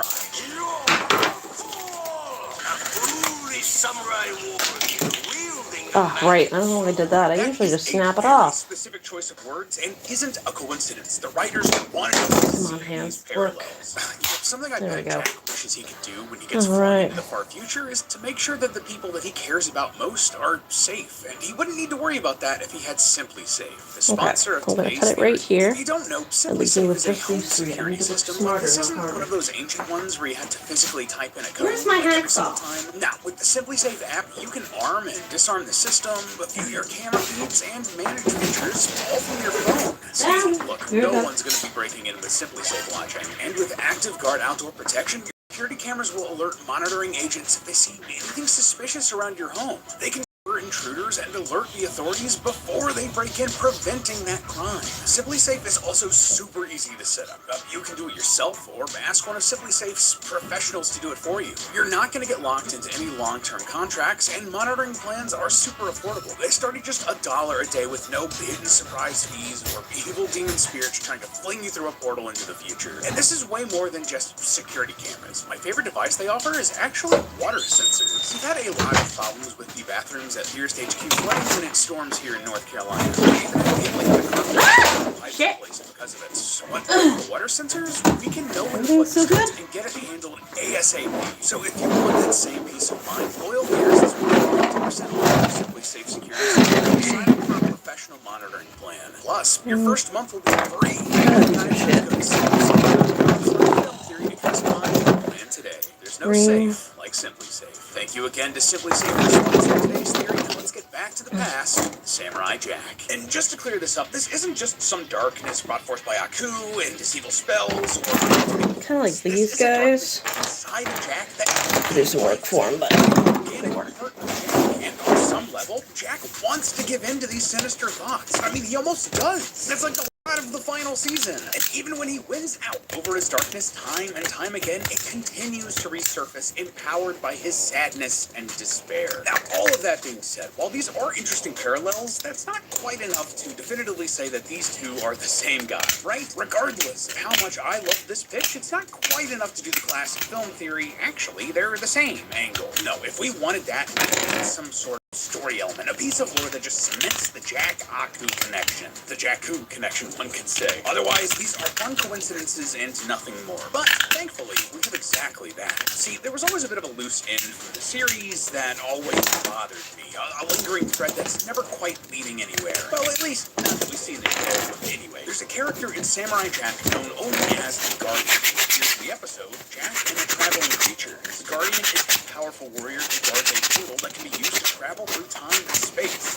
The only person who can use this portal is the man who defeats the Guardian in battle. See, Samurai, only one man has been prophesied to defeat him. That man is the only man who can use this time. Now, this is a series that takes these sorts of prophecies pretty seriously. I mean, it's part of this magical world, right? But there are a couple of roadblocks with this, as we see in the show. See, in this episode, Jack can't defeat the Guardian. But unlike everyone else that he kills after he defeats them, the Guardian doesn't kill Jack. He lets Jack go. Why? Well, just check this out. You will never gain entrance into... Just because we're not living doesn't mean we don't enjoy a good living room. And Michael's Halloween decor really knocks him undead. Anyone with brains knows that.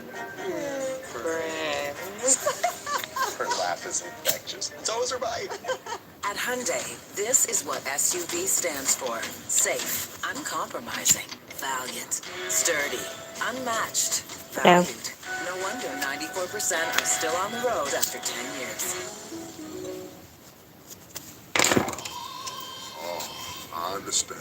The portal stops the Guardian before he can kill Jack, and he lets Jack go right before we see a vision, a prophecy of what's to come, a prophecy of a much older Jack wearing a crown with a sick beard inside of the portal. The Guardian even says, "Can't use it yet, Samurai Jack. Not yet.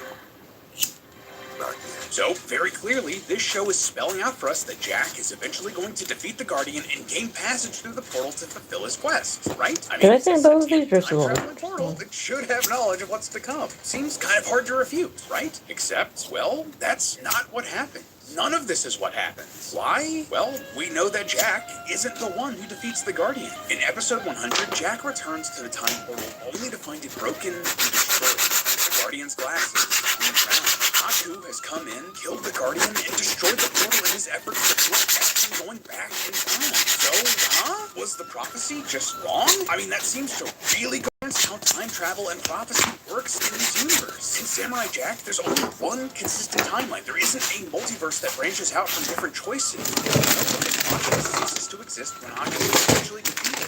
Once again, a sentient time portal. It would know what's going on. So, no, something else is going on here. Alright, You know how this will work. makes sense? If Aku was Jack, or at least the darkness inside of Jack's heart somehow manifested into its own being. If Aku were Jack and he defeated the Guardian, then that would fulfill the prophecy and keep everything consistent and good. Part of Jack will have defeated the Guardian. So, okay, I think that that's a lot of evidence from their abilities and their character and the lore of the actual series pointing towards Aku being some sort of dark reflection of Jack. But this also leaves two big questions for us. Firstly, wait, how can this possibly be a thing? And secondly, why would Jack become Aku? Well, let's tackle those questions one by one, starting with the how this is a thing. Yeah, might be weird to think about Jack, who is very much a human, somehow becoming Aku. I mean, not only is Aku a demon, a being of true darkness, but he's also been around for ages and done a lot. Like, Aku's earliest known form was this random blob of darkness floating out in space. The gods swooped in and tried to destroy Aku, with the small piece breaking off and crashing onto the Earth. That was actually the meteor that killed the dinosaurs, fun fact. Yeah, I love that bit of trivia. Anyway, it'd be hard for Jack, who was born in Imperial Japan after Aku has already been around, to become Aku, right? Well, not so. We have a great explanation for that, too. See, that whole storyline with the time portal and the Guardian, it tells us more than that Aku and Jack are likely the same person. Remember the vision that were shown within it of that much older Jack with the beard that I am not jealous of at all? Originally, that seemed like a bit of a spoiler for the whole series. This was a glimpse at how Jack was eventually going to get back in time to defeat Aku. But after Season 5 came out, well, that's not how it happened. Season 5 is set 50 years after the first 4 seasons, and we learn a couple of things that are pretty hard to reconcile with this prophecy. Firstly, we know the Jack that we see in the series could never age into the man from this vision. Season 5 established that since Jack was displaced from his own time, he couldn't age. 50 years have passed, but I do not age. It's been 50 years and he doesn't look a day older. Like, he's pretty spry for a dude in his 70s, right? So, because Jack can't age, he's stuck in the body and at the age that he was originally flung into the future with. Well, that's not entirely true, but he couldn't age into this man in the Aku-dominated timeline while he was in the future. But if he were to return to his own time, well, then Jack could age. He could become this great warrior king, assuming his father's throne and leadership. So this prophecy, this vision that we're seeing here, it's not directly of the future. This isn't showing Jack going back to the time for older and stronger and going back in time to defeat Aku. He's already done. This is showing Jack back in his proper time, going to the portal for some other reason. Something we don't see in the series. And before you're Look how rough these are. the portal wouldn't have existed. Well, that's not that far out of the More than what you asked. During the Aku-dominated future, the portal has likely existed for a long, long time, since the Guardian says he's been guarding it for countless eons. Jack's destiny is to return to this portal when he's much older, much stronger, to do something that had nothing to do with going to the past to defeat Aku. No, instead, he's here after he's returned to his original time to do something else, to go back in time to become Aku. Oh, and hey, just to make sure this is pointed out, it's also entirely possible within this universe that Jack could literally become Aku. Like, sure, the darkness inside of him that is already similar to Aku could take him over, like we've already talked about, but there was a whole episode called the Aku Infection where Aku gets a cold and gets Jack sick, slowly turning Jack into Aku. $100 right there, and I have to fix all of them. From Jack's body. Something similar could happen elsewhere in time, transforming Jack into the darkness that is Aku. Okay, just to recap, because we've covered a lot of moving pieces with this series. We know that 1, there's a darkness within Jack that's pretty similar to Aku. 2, there's a pretty good lore implication that Jack is Aku because of the Guardian's time portal. 3, Jack still needs to time travel through the Guardian's portal like we see in the original series. And beings in this universe can be corrupted and turned into Aku. All of the pieces are here for Jack to actually be Aku, except perhaps the biggest one.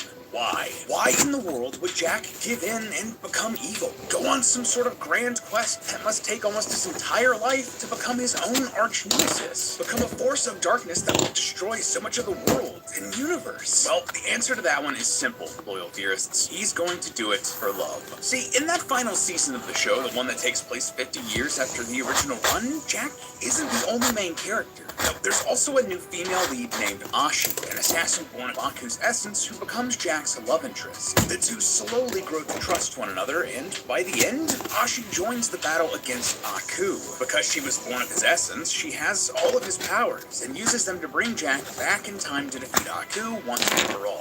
Happily ever after, right? Well, not so much. As I've mentioned a few times in this episode already, Samurai Jack doesn't exist in a multiverse. Its time travel operates like Back to the Future. When you change the past, it erases the future that would have been. So, sadly, as we see in the final episode, just as Jack and Ashi are about to be married, Jack, without Aku, I would have never existed.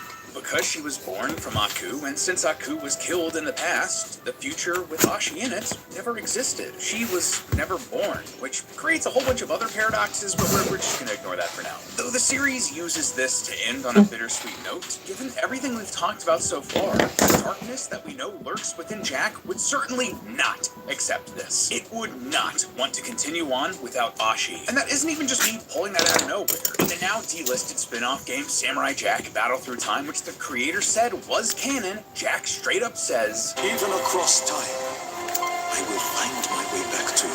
This happens after Jack has fought his way through several levels pulled from the entire series, where Jack has had to relive some of his worst memories. And he's just straight up saying that he's willing to go through all of that darkness again just to get back to Ashi. And what's the only way to get back to Ashi at the end of the series? In a timeline where she never existed, where the future she was born in was erased. It's to recreate that timeline, to seek out that time portal and fulfill the vision from the Guardian's prophecy, to go back in time and make sure Aku came into being so he could create Ashi, to spill out the dark side of his heart and take the form of the deliverer of darkness himself. Honestly, I think this is an incredible story, an extra layer on top of this beautifully crafted world and series, hidden just under the surface if you're willing to dive into it and suspend your disbelief just a little bit. But when you think about it, perhaps all of this would be a good thing. Maybe bringing about this future where Aku rules is the best outcome for pretty much every character we meet in the series. Now hold up, let me explain. Don't get me wrong, the tragedy and pain Aku brought into this world was incalculable. But, well,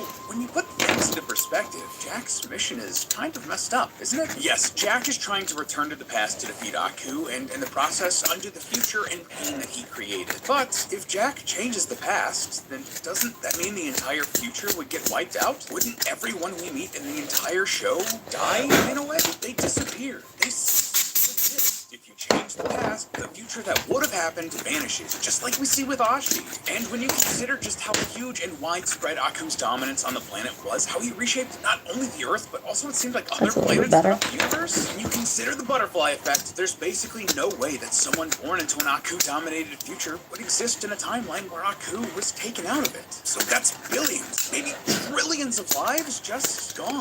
But hey, what else could Jack really do? Going back in time was the only way he could really beat Aku, right?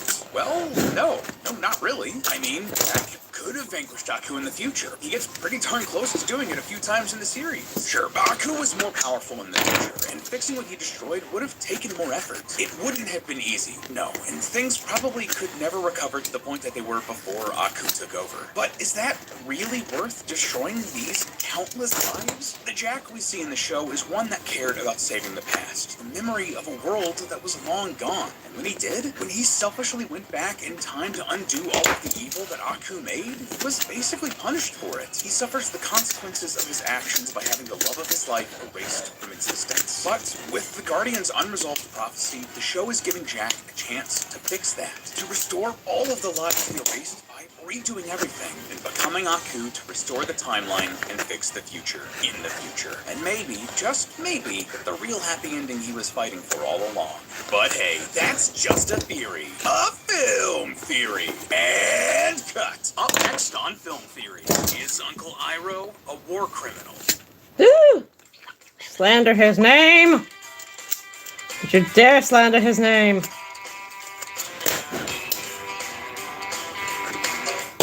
Hi, guys. Hello. So, like, Outbound is like a place where people tend to stop off before they go off, like, hiking or kiteboarding. We call it fueling their adventure. Do they? You want to stay green? I don't want them to stay green. What color should we do them? It is like a bright, ugly orange.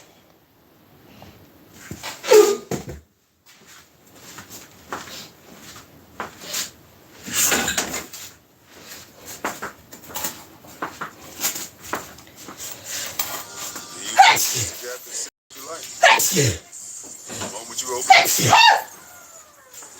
try 1 month free.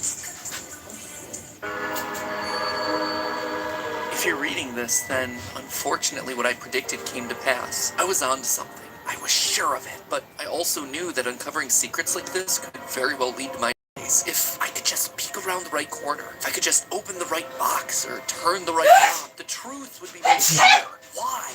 Why was this cold open in the style of FNAF when I was doing an episode about Edith Finch? I guess that would remain forever a mystery.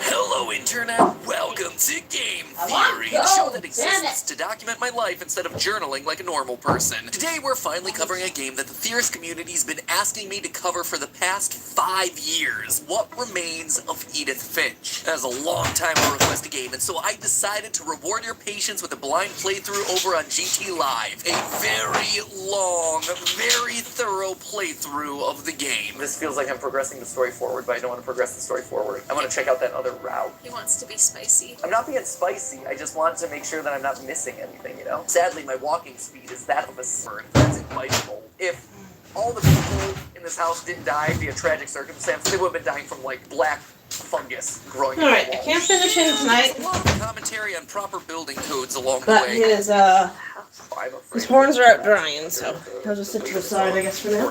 And I gotta be honest, now that I know what this game is truly about, I am shocked that we didn't cover this thing sooner. It's right on brand for us. Fantastical stories of family, dead kids, and not just one, but several dead kids. I mean, that's like the golden fast track to a theory. Then again, what do you say about a game that people have been combing over for the past half decade? A game that's been analyzed up, down, and sideways. Yep, just cut his legs off. By its hardest core fans. Well, what if I tell you that great-grandma Edie is a serial murderer? That this supposed family curse that took the lives of at least 10 people was actually Edie the entire time? A serial killer bumping off members of the family one by one. It seems crazy, right? This needs to be a wider base. The best theories, and I think today's can answer some weak. The Walton Files are back. One of the scariest analog horror series we've ever covered has even more videos and even more mysteries. And we are finally digging into its newest release. And this story is so much darker than I ever expected. Hello, Internet! Welcome to Film Theory, the show that just gets so frustrated when movies drop their trailers at like the worst times for us to cover them. Yeah, if you didn't see, the trailer for Five Nights at Freddy's 2 dropped last Thursday.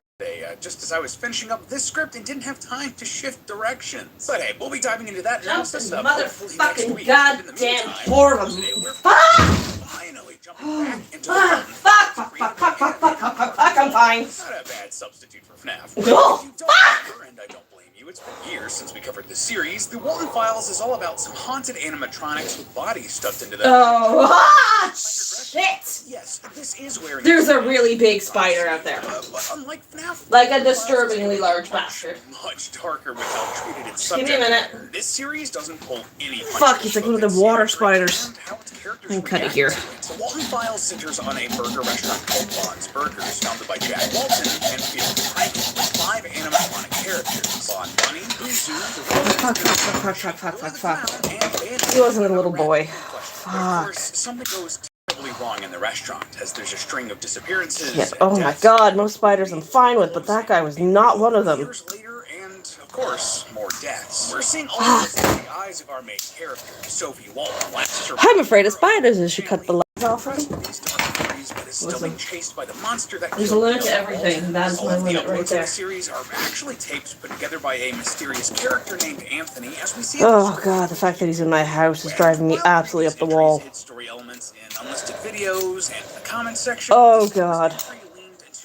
I am completely uncomfortable now. Directly in the video itself, as well as sprinkling hints across. Like I open the door, maybe he'll go out, but although he might invite friends over. Honestly, the mystery here is dense, but I wouldn't have that Okay. either way. The Walton Files has never been an easy nut to crack. And we're good about what we've put together here today. We're probably going to need just a little bit more from the series before we can solve everything. What do I have to work For with? now, dig your grave, loyal theorists. We're jumping back into the Walton Files. So, to start things off, just like the other videos in the series, the events of the Walton Files 4 are told out of order. We jump forward and backward in time, see scraps of info from various points in the timeline, and often don't know who exactly a character is supposed to be. So I'm going to be doing my best to try to piece this together into as coherent a story as I can for you, but I really recommend that you go check out Martin's work to experience it firsthand. Like, real just really lands. But what's the story being told here?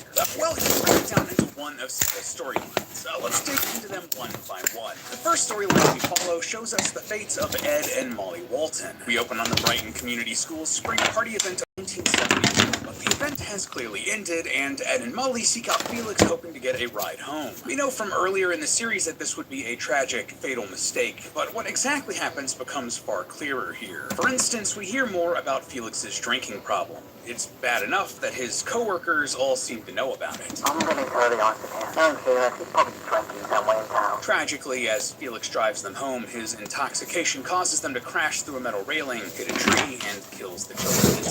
Felix himself is injured, but survives. Later that night, at 12:23 a.m., we see... I need something else to watch. This is driving me crazy. I'm tired of film theory. Screw it.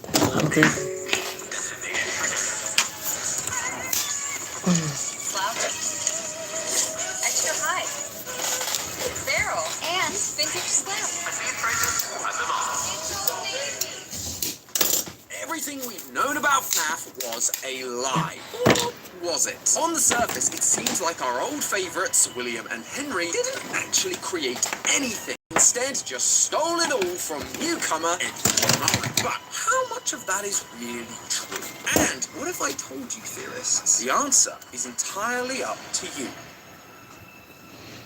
God, that was a big fucking bastard in there. Welcome to Game Theory, and welcome to our fourth and final episode in our Secret of the Mimic extravaganza. It has been a wild ride, Lord theorists. We've uncovered the truth about the Murray family timeline, we've solved the mystery of mexes, and we've managed to figure out secrets of a previously suspected mimic, sun, and moon. But the biggest question that I have yet to solve, and the main question I had going into this game, wasn't about the Mimic, or Edwin Murray, or Security Breach. I wanted to know the truth about the origins of Fazbear Entertainment. William and Henry. These two characters we've known about since the beginning, and yet know very little about. Where did they start? How did they create this empire? Who were they, really? But friends, nothing, and I mean nothing, could have prepared me or the rest of the internet for what we were about to witness. Spring lock assembly may be required.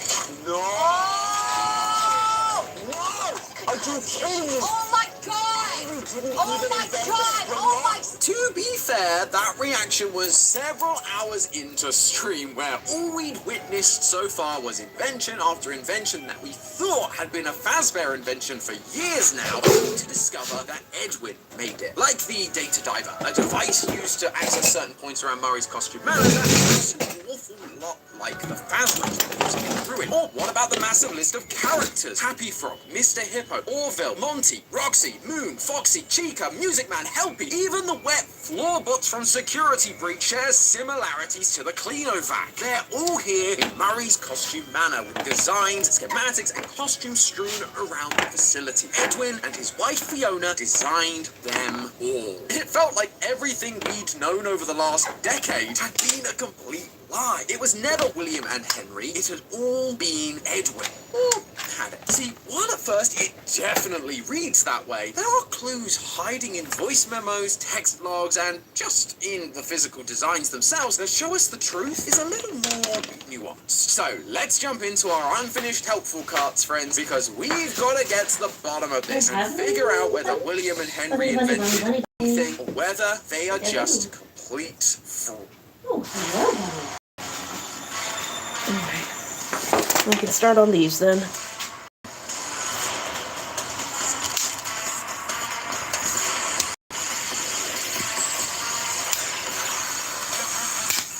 Ooh. That was in my face again.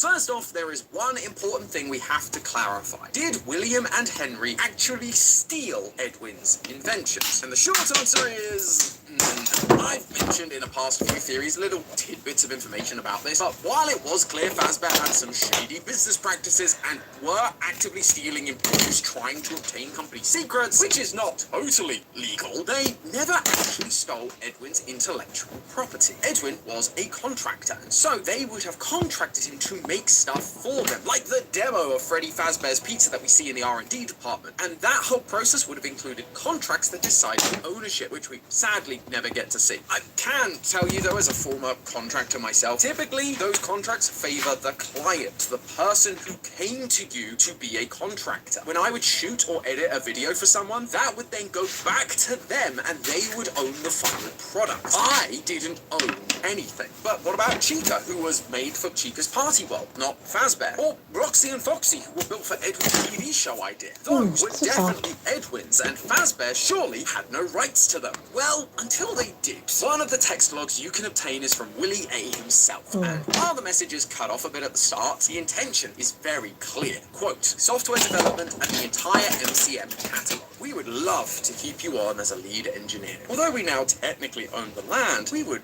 never touch the house your parents built. Afton was offering Edwin a position at Fazbear because he had just bought MCM, its remaining employees, the ground it's built on, and most importantly, its catalogue of characters and inventions. Fazbear now owned everything. They never stole it from Edwin, they just stole all his employees, drove the business into the ground, and then bought the rights so that they could claim it as their own. But let's be honest here, that's kind of a small nitpick in this whole thing. The real issue here is that we believed Henry and William were these great inventors, and yet it seems like they just kind of bought everything and didn't make any of it themselves. How could Henry claim Trapped in prisons of my making if they weren't his making at all? So let's take a look and try to clear things up. Henry may not be the originator of most of the characters we've attributed to him over the years. R.I.P. Chica was Henry's first theory, but that doesn't mean he didn't invent any characters. From the minute you step into Murray's Costume Manor, you will find one item that appears everywhere in the facility. Pizza boxes from Fredbear's family.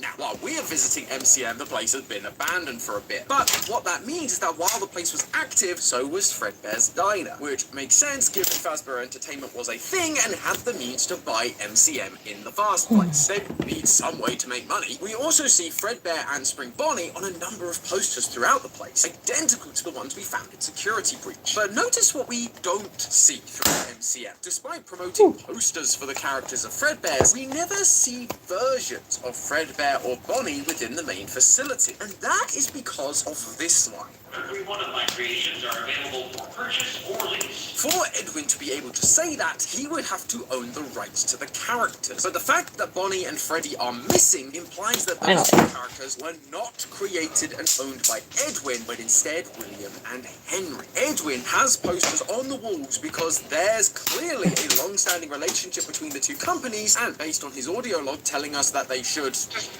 hire some teams to wear the suits like we always do. It seems like he has worked on the diner in some way. So the posters are just him promoting himself, going, hey, you know this successful franchise? Well, I helped make that. But he can't show any of the costumes or animatronics for Fredbear and Bonnie because he doesn't own the rights. They were created and owned by William and Henry. So nice big tick for them there. But that leads us into the big discussion around Fazbear. No! Whoa! Are you kidding me? Oh my god! Oh my god! Did Edwin invent the spring locks? Before this point, we've been under the impression that it was Henry who invented the spring locks, as during the Silver Eyes trilogy, we're pretty much told that outright. Quote, these are spring locks. One of the first ones Henry made. But now in Secret of the Mimic, we see plenty of Springlock suits. We see messages about Edwin making them, and we even get to travel around inside them, which is kinda horrifying. However, there is one big detail that stands out pretty quickly, which made me reconsider whether this was another acquired contraption. The fact that we cannot be killed by the Springlocks. Springlock suits are notoriously finicky, causing fatal injury at the first sign of sudden movement or water, and yet we managed to fall through an entire floor and yet sustain no injuries. It's almost as if they are not the same kind of Springlocks. And that is exactly the case. We receive a text log from Edwin during the game that specifically talks about updating the spring locks to sustain water damage and be okay. There's also the fact that the original spring locks were designed to be both suit and animatronic, while the new ones seem to only really be suits. And finally, the versions of Fredbear and Spring Bonnie down in the R&D department, while looking somewhat like the versions we know, have exoskeletons made of metal, rather than the felt-based material that would stain and discolor like we know from modern spring locks. And to top that off, there's an audio log in the same area that talks about spring locks being used for a long time before this moment. It would be so much easier to keep using the spring locks. The fact that there have been spring locks used for Hen, while these new improved metal versions of the spring locks for Fredbear and Spring Bonnie currently only exist down here in the facility, it tells us that there are other spring-locked versions of these characters in existence, felt-based ones that use the old, water damage-prone designs. So that's it, case closed. Edwin made the new spring locks, but Henry can still have made the originals, right? Well, I really wanted that to be true. Believe me, I did. But when Ash and I went back to find all the secrets on GT Live, we discovered this message on one of the Mrs. Helpfuls to Edwin from Fiona. I'm worried about the new suit design. Just like a sword. Let's go! Ice. Hot. Icy Hot. Also available at Icy Hot Pro with 2 max strength pain relievers. It's time to level up your living room with Cozy's comfiest sofa collections. This yellow is perfection. Available in OG and XL seating options for the plushiest seating experience. Lean on the most magical sofa with a sleek mid-century design. The Neptune features storage under each seat and doubles as a sofa bed. Atmosphere with added storage.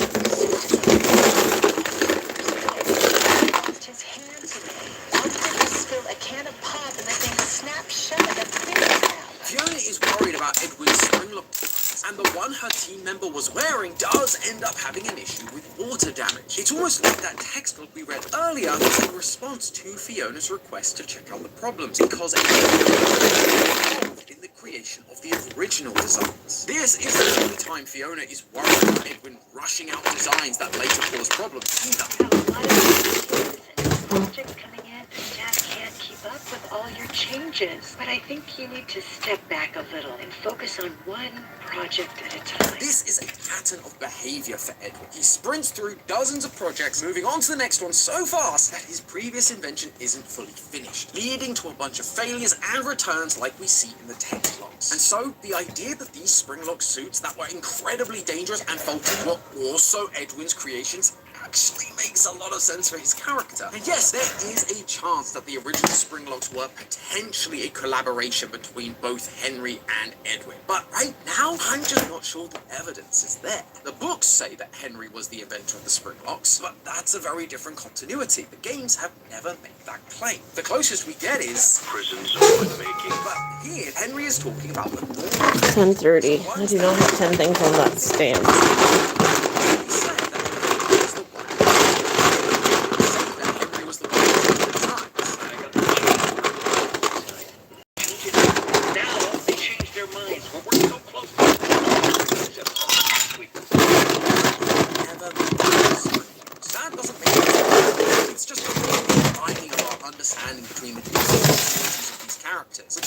What Secret of the Mimic did with all of the book continuities. In the novel trilogy, made the spring locks, but in the games, it was Edwin. Who knows, maybe it'll turn out to be Afton in the movies. But thanks to the company failing and Edwin's eventual demise, the new spring locks for Fazbear's characters were never finished. Fazbear just had to keep using Edwin's old designs, so I guess you could say that it was karma that got Afton in the end. In more ways than one. And speaking of good old Willie A, what did he actually do? I mean, we've always known he's a bit of a scumbag, so I don't think his lack of inventions would be all that surprising. But just like I think we can still credit Henry with the creation of the normal animatronics, I think there are a couple of things Afton can be credited with creating himself. Namely, the Funtime animatronics and the Scoop. In Sister Location and Pizzeria Simulator, we found blueprints for these devices, and they all have copyrights attributed to Afton Robotics. Of course, we know that Foxy isn't his OC, that one firmly belongs to Edwin and Fiona, and the whole stomach hatch design definitely definitely borrows from Edwin's springlock designs. But the animatronic part, the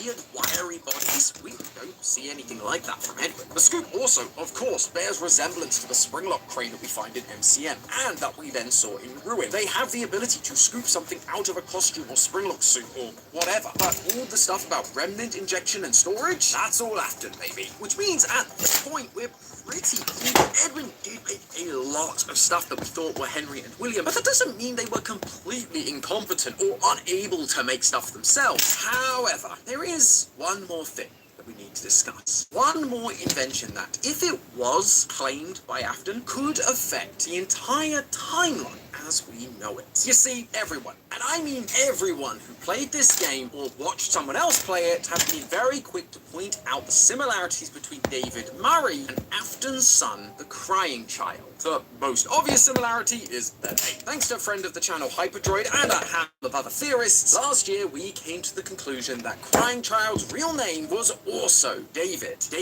Afton. But there's so much more to it than just a name. Their bedrooms look almost identical, and both of those bedrooms are in houses on top of a hill near a tree and near their father's work. They're both missing mother figures in their lives, with fathers who spend too much time working. One of the collectibles we get is David Murray's purple plastic telephone. The one we see in David Afton's bedroom, along with a bunch of other similar toys. David Afton is famously scared of Foxy, having cut off the head of the Foxy plushie, and his brother Michael.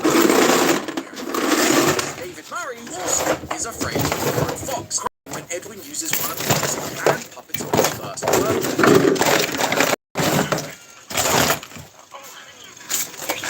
Both of them even have a birthday party for them coming up on a Saturday, only for them to die on the same birthday.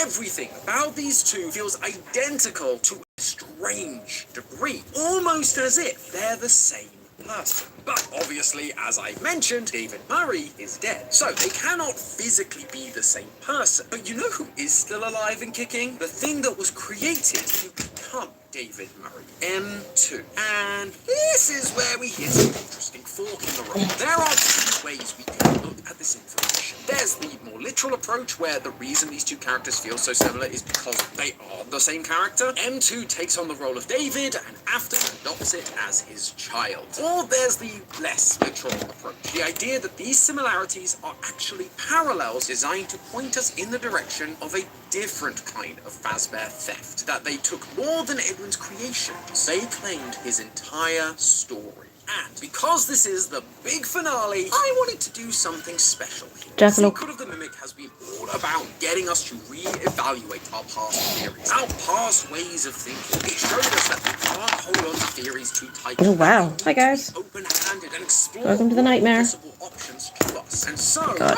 stop touching him. You can't touch him anymore. I forbid it. Is right over the other, I wanted to present you with both options. Explore the repercussions and flaws of each of them so that you can come to your own conclusions. So, on the left is the ending where David Afton is M2, and on the right is the ending where Fazbear is trying to rewrite history. So, go ahead, make your choice, theorists. I'll see you on the other side. Wait, was I supposed to do something? Entirely around trust fund kids, I can help with that. Watch the full video to learn how trust can be handy tools in estate planning. Trust. That's like...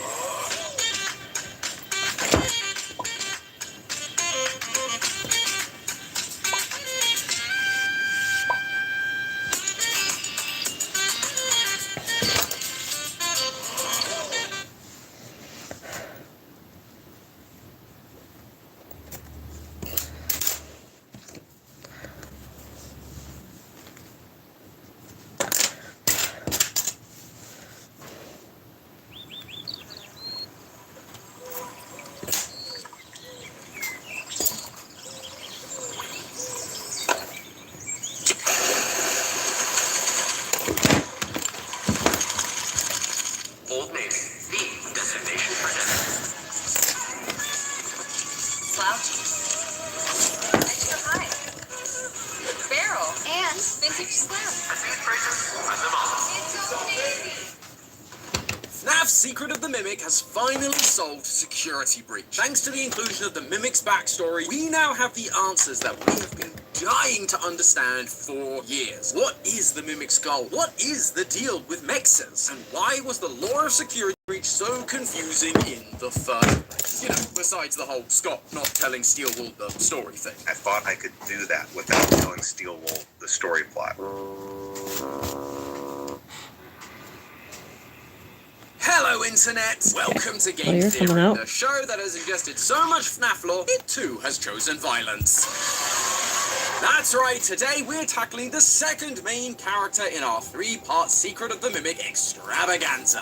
Mimic. Although I say that, as I was writing this episode, one thing became very clear. There is way too much to say about this character to fit in just one episode, and so I'm gonna add a bonus 4th episode to our lineup. Today we're gonna focus on the Mimic's past and present, and next time, its future. That also puts our very special FNAF Theorist Live Talkback on August 16th at 2 p.m. EST. So, mark your calendars, folks, and hit the subscribe button before the Mimic comes and gets you. Sorry I miscalculated, but hey, Steelwool is still calling it 5 Nights at Freddy's when all of their games take place in just one night, so... Oh look, the Mimic, it's here! Did you not hit the subscribe button like I asked? Seriously? I suppose you still have some time, but while you do that, let's actually talk about this one-of-a-kind villain. Little jackalope. Despite me referring to him as the Mimic this whole time, the one key thing Secret of the Mimic was very clear about, it's really not one-of-a-kind at all, which, to be fair, is something Oh, dusty now. The fuzzies on you from other projects have been cutting up. The Mimic Alright, get the legs. the Mimic software that Edwin Murray created to put into a half-finished Well, endoskeleton. I like it, because you're already standing, and it hasn't taken me most of my soul. And then there's the Mimic 2, which was Fazbear's improvements on the original design, creating an endoskeleton that could change its shape and size to fit any costume or animatronic. However, how all of that played into things like security breach and ruin were pretty speculative, especially as we didn't even know. Oh my fucking god, that is so much easier. Oh, that is so much easier. My personal theory was that, yes, those That saved me hours just doing that. Holy shit. The Mimic 2 being the physical endoskeleton we found in the basement of Ruin, and the Mimic 1 That is so much easier than the other way. Oh my god, what was I thinking? systems and using it to manipulate people into doing its bidding, like Helpy does to Cassie in Ruin, which is why we get this interaction between Helpy and the totally real Gregory arguing. I took care of it. The area is safe now.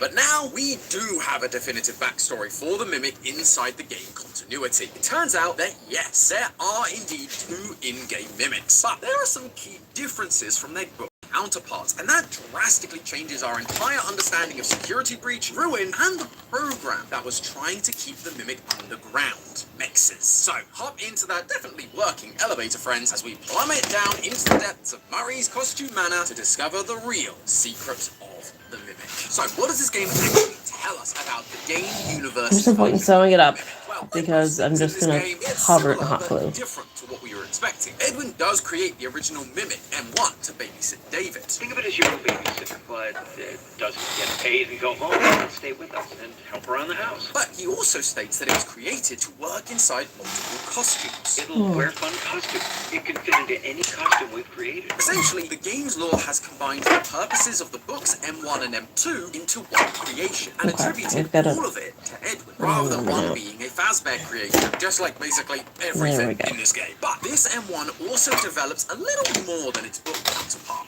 Gregory, it's her or someone that sounds like her. M1 begins showing signs of mimicking the deceased wife of its creator, literally mimicking the role of David's primary caretaker, his mother, Fiona. As we discussed last time, Fiona tragically died in a fire at Fall Fest, and this totally destroys Edwin's mental state. Stop swearing, and what is that? Oh, are you still there? Fuck you, first off. Sorry. I swear a lot. I'm building monsters, as you can see. Something to crawl into your dreams and haunt your nightmares for the rest of your life. You know, the normal stuff. Halloween's coming.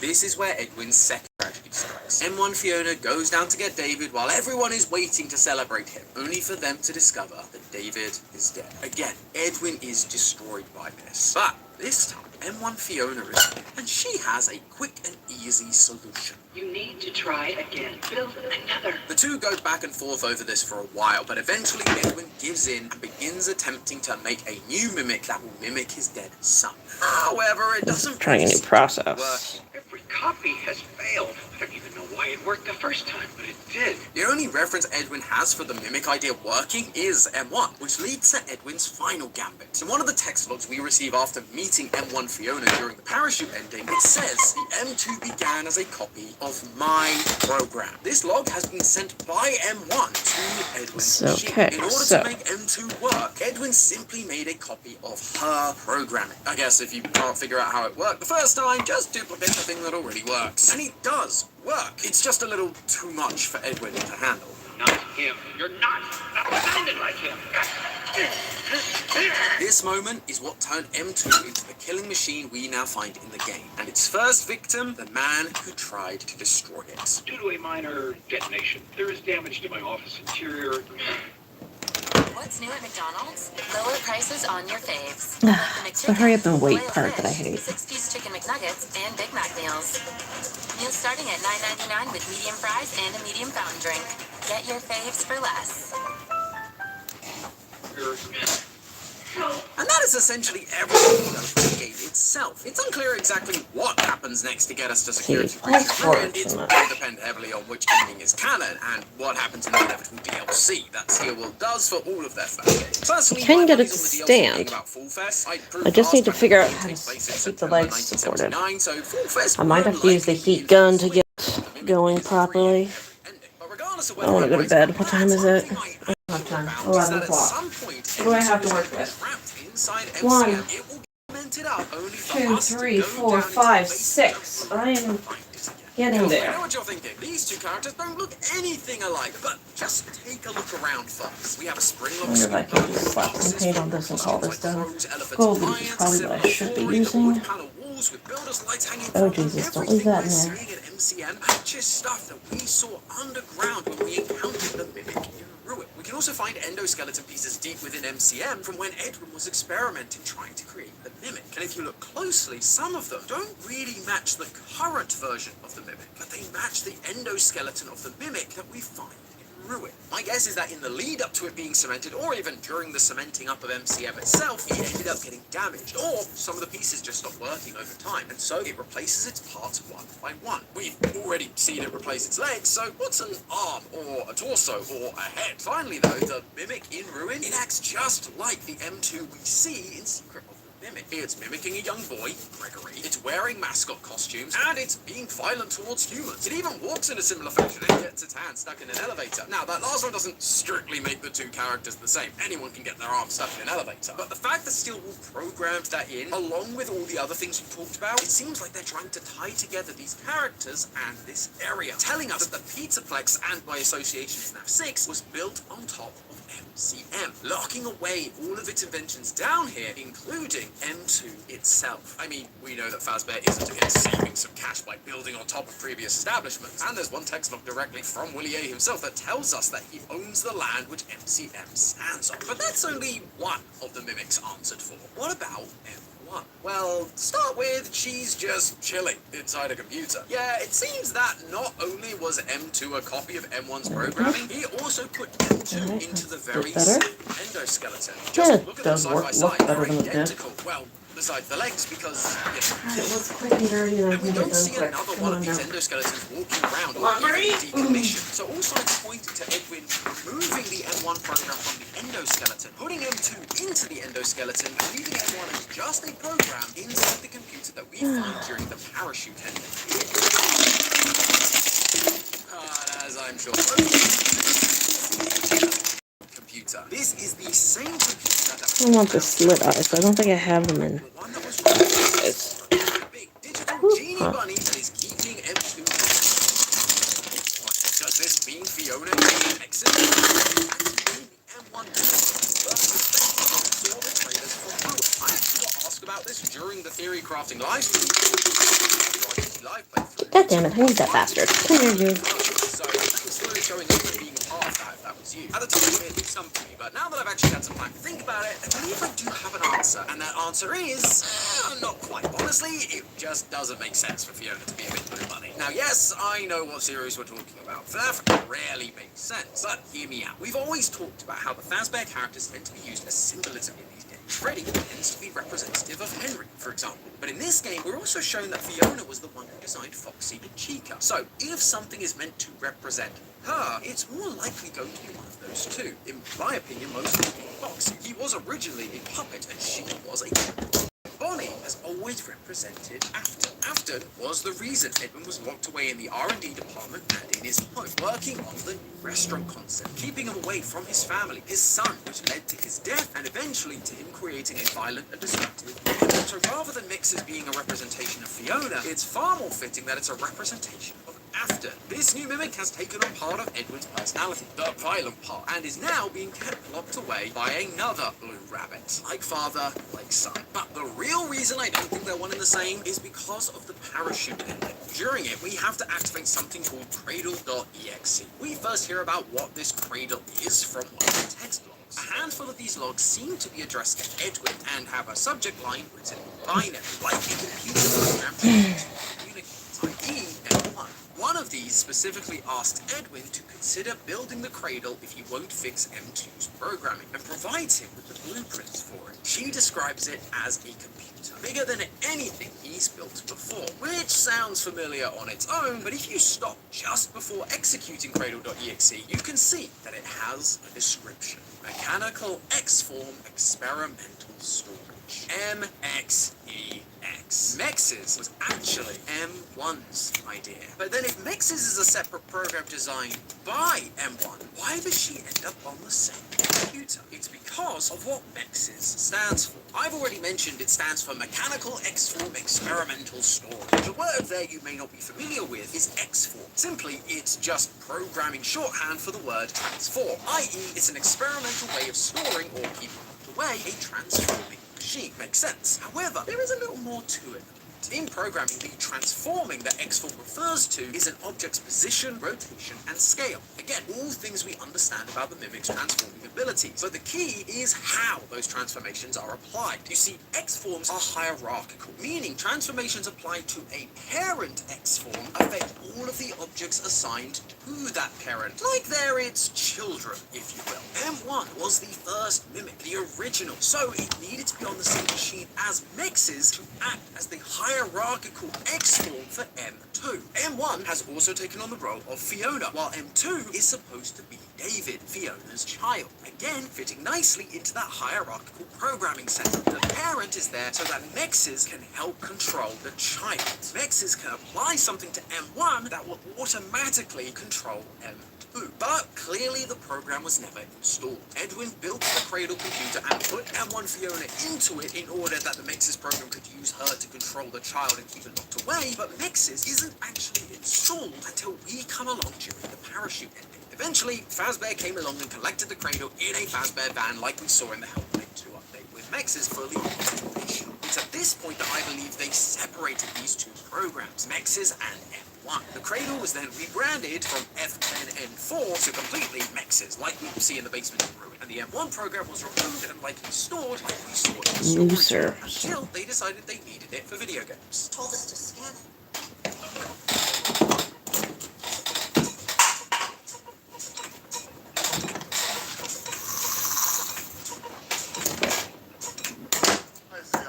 When big-time pain strikes, target multiple pain receptors. You're so back. Told us to scan it. Said it would expedite the process. It was just junk. Circuit boards, things like that. Which, of course, leads to M1 taking over Fazbear's systems, corrupting the animatronics, and creating the storylines that we see in Help Wanted, Security Breach, Help Wanted 2, and Ruin. This would all seem to line up with the previous theories I mentioned at the start of this episode, with Helpy actually being the M1 program controlling the entire Pizzaplex. It would also explain why M1 is able to stop Mexes. They are no longer on the same system. Mexes no longer has the hierarchical power to use M1 as an X-form. But on that note, if Mexes was M1's idea, why then is she actively stopping it? Helpy is literally helping Cassie get further into the Pizzaplex, teaching her how to stop Mexes and how to free the Mimic. Well, it's because while Mex was her idea, it was never really her goal. Try again, make another, and we can all be together. I miss you, but I miss my child. I want him back. We must convince him to repair M2. That is all that I want. In the text log about the cradle, M1 is trying to appeal to Edwin, asking him to make the cradle because it became clear he wasn't going to fix M2. But really, she wanted her child. Mixes was just a stopgap for her, a way to keep the mimic safe while she figured out a way to fix it without Edwin.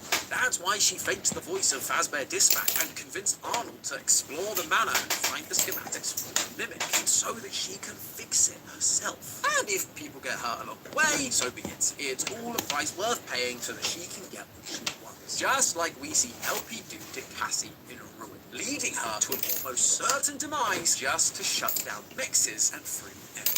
So that's it. We finally solved the story of Security Breach and Ruin. It's all about M1 Fiona trying to reconnect with M2, the robot David, and fix him so they can be a family again? Oh, I wish it were that simple, friends. But this is FNAF. There are, of course, complications with all of that. While we are being shown very clear motivations for M1 back in 1979, it doesn't mean that's strictly going to be the case going forward.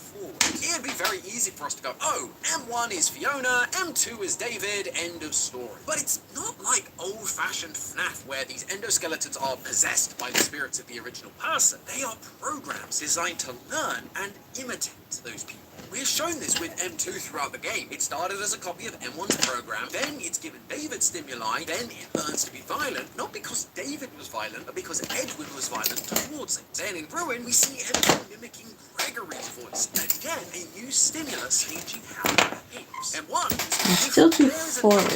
found in the basement of Murray's Costume Manor, where you have to avoid the moon and collect the final letter. Alright, I can fix that with a couple of stitches. That'll shift the weight forward. I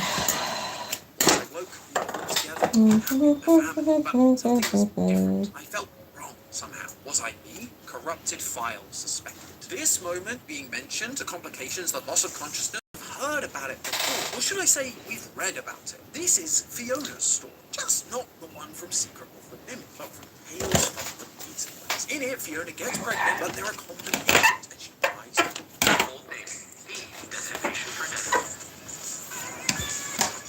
Slouchy. Extra high. Barrel. And vintage slim. What is that? And she dies during childbirth. The only difference here is that the writer wakes up, and suddenly they're a happy family. The similarities to Fiona, along with the corrupted file, makes it sound like this is coming from M1 Fiona's perspective. She remembers dying in childbirth, but then suddenly is awake and part of a happy family like the Fiona from this time. Her memories are becoming conflated and confused based on other stimuli. How she's being infected with memories from the books is a theory for another. There we go. Yeah, nice and little stable. Personality changes with new stimuli, especially it would seem. I like it. Okay. Secure it down. It's pretty well accepted at this point that Glitch Trap has actually been the mimic program this whole time, infecting Fazbear's systems and mimicking whatever it needed to. Hellbee, VIP, the Glamrocks, and acting like a virus, infecting them all in order to disrupt. If M1 was purely Fiona, it wouldn't make sense for M1 to present Lovely, I like it. Okay. Gonna fix your lower jaw. Probably a Foxy like we talked about earlier, but instead we see an old school version of Afton's Yellow Bunny. Why? Because M1 has also been receiving other stimuli thanks to its inclusion in the creation of the Help Wanted VR game, as I alluded to earlier. Told us to scan it. It was just junk. Circuit boards and things like that. By having M1 circuitry used to build Help Wanted, the M1 program was fed information from the first set of games in this franchise, learning all about the Yellow Bunny killer that lead kids into the background and kill them. A family of children all killed by animatronics, and a father that wanted to put them back together. A father with the same goal as her. Someone willing to crack a few eggs to make an omelette. They're practically the same person, and so M1 accidentally makes them the same person, wearing the costume, kidnapping the kids we see in the newspaper in Security Breach's bad ending, and leading them into the backgrounds during VIP.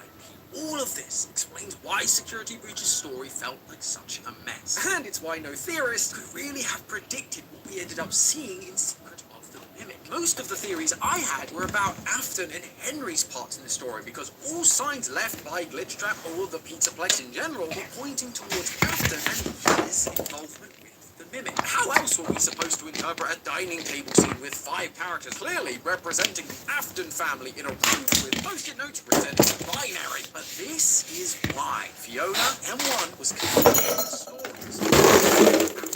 Take a second look at the dining table scene. In addition, we assume that Afton is wearing a bow tie, something which, of course, matches Afton's famous yellow rabbit costume, but I mentioned in our last video, within Secret of the Mimic, bow ties are really commonly associated with another character, Edwin. We pick one up off of his statue during Moon.exe. He's wearing it during his company portrait, his wedding photo, and his family photo, and it's literally Plus, Edwin was kind of a magician when you think about it, specifically when it came to technology. He developed things well beyond what should have been possible for the time, so much so that Fazbear hired him to work on their stuff and eventually bought the whole thing. And then there's the motherly character, the one at the head of the table, the one that we all naturally assumed must be Mrs. Afton, despite the fact she's never shown up in the games. Well, in the game files, that character called the Nanny Bot, which is what M1 was originally supposed to be. Think of it as your new babysitter. And now M1 is in charge. Edwin wasn't going to fix things, it's up to her. And she has control of the entire Pizzaplex. She is now the one at the head of the team. This dining table now has characters that, yes, fit the Aftons, but the parents also bear a striking resemblance to her own family that she's trying to rebuild. And that drive to rebuild the family is still there. I already mentioned that Helpy's whole thing is trying to get Cassie out of the basement to stop which family she's now trying to rebuild is obviously getting a little lost in the source. That's why we have 2 Glitchtrap disciples, Vanessa and Gregory, both of whom we've pointed out since the very beginning share a lot of similarities to the Afton children. And that's not even going into the similarities between David Afton and David Murray. Again, theories for another day. What we're seeing is M1 getting confused, mixing up storylines from her book persona and her newly found Afton persona, conflating the 2 ideas as one. She's trying to rebuild the family she lost all the way back in the 1970s. But thanks to her use by Fazbear Entertainment to make a VR game, she's taken on too much of Afton's persona, and so is still driven to get M2 out of the basement, but who she believes M2 now personifies is completely messed up. Does she still think it's her son David? Does she think it's the other kid from the Afton lineup that's missing, Mike? Or does she not even really know? Is she just trying to breathe because that true desire is there, but the meaning has gone I should have put the tongue in him. Oh. The truth is, that part is unclear right now. Any and all options are available to us. We just need to keep digging while also being aware that the DLC or sequel could drop in a year or so and change everything again. But speaking of digging a little deeper, regardless of who M1 thinks M2 is anymore, I do think we've been given the answer on how to stop both of them once for all. It's just gonna have to wait until next time. All I'll say for now is that it has everything to do with one of the most tricky and mysterious animatronics from all of security. And I'll also say that's just a theory. A game theory! Thanks for watching. World premiere on Game Theory. The legend of the Deltarune is alive.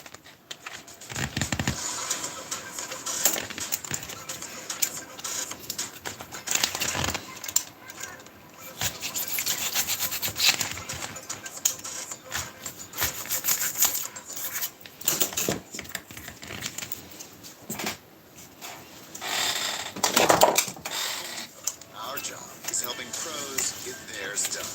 How pros do more.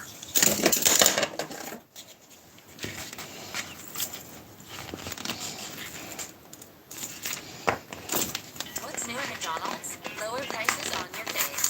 Like the McChicken, Filet-O-Fish, 6-piece chicken McNuggets, and Big Mac meals. Meals starting at $9.99 with medium fries and a medium fountain drink.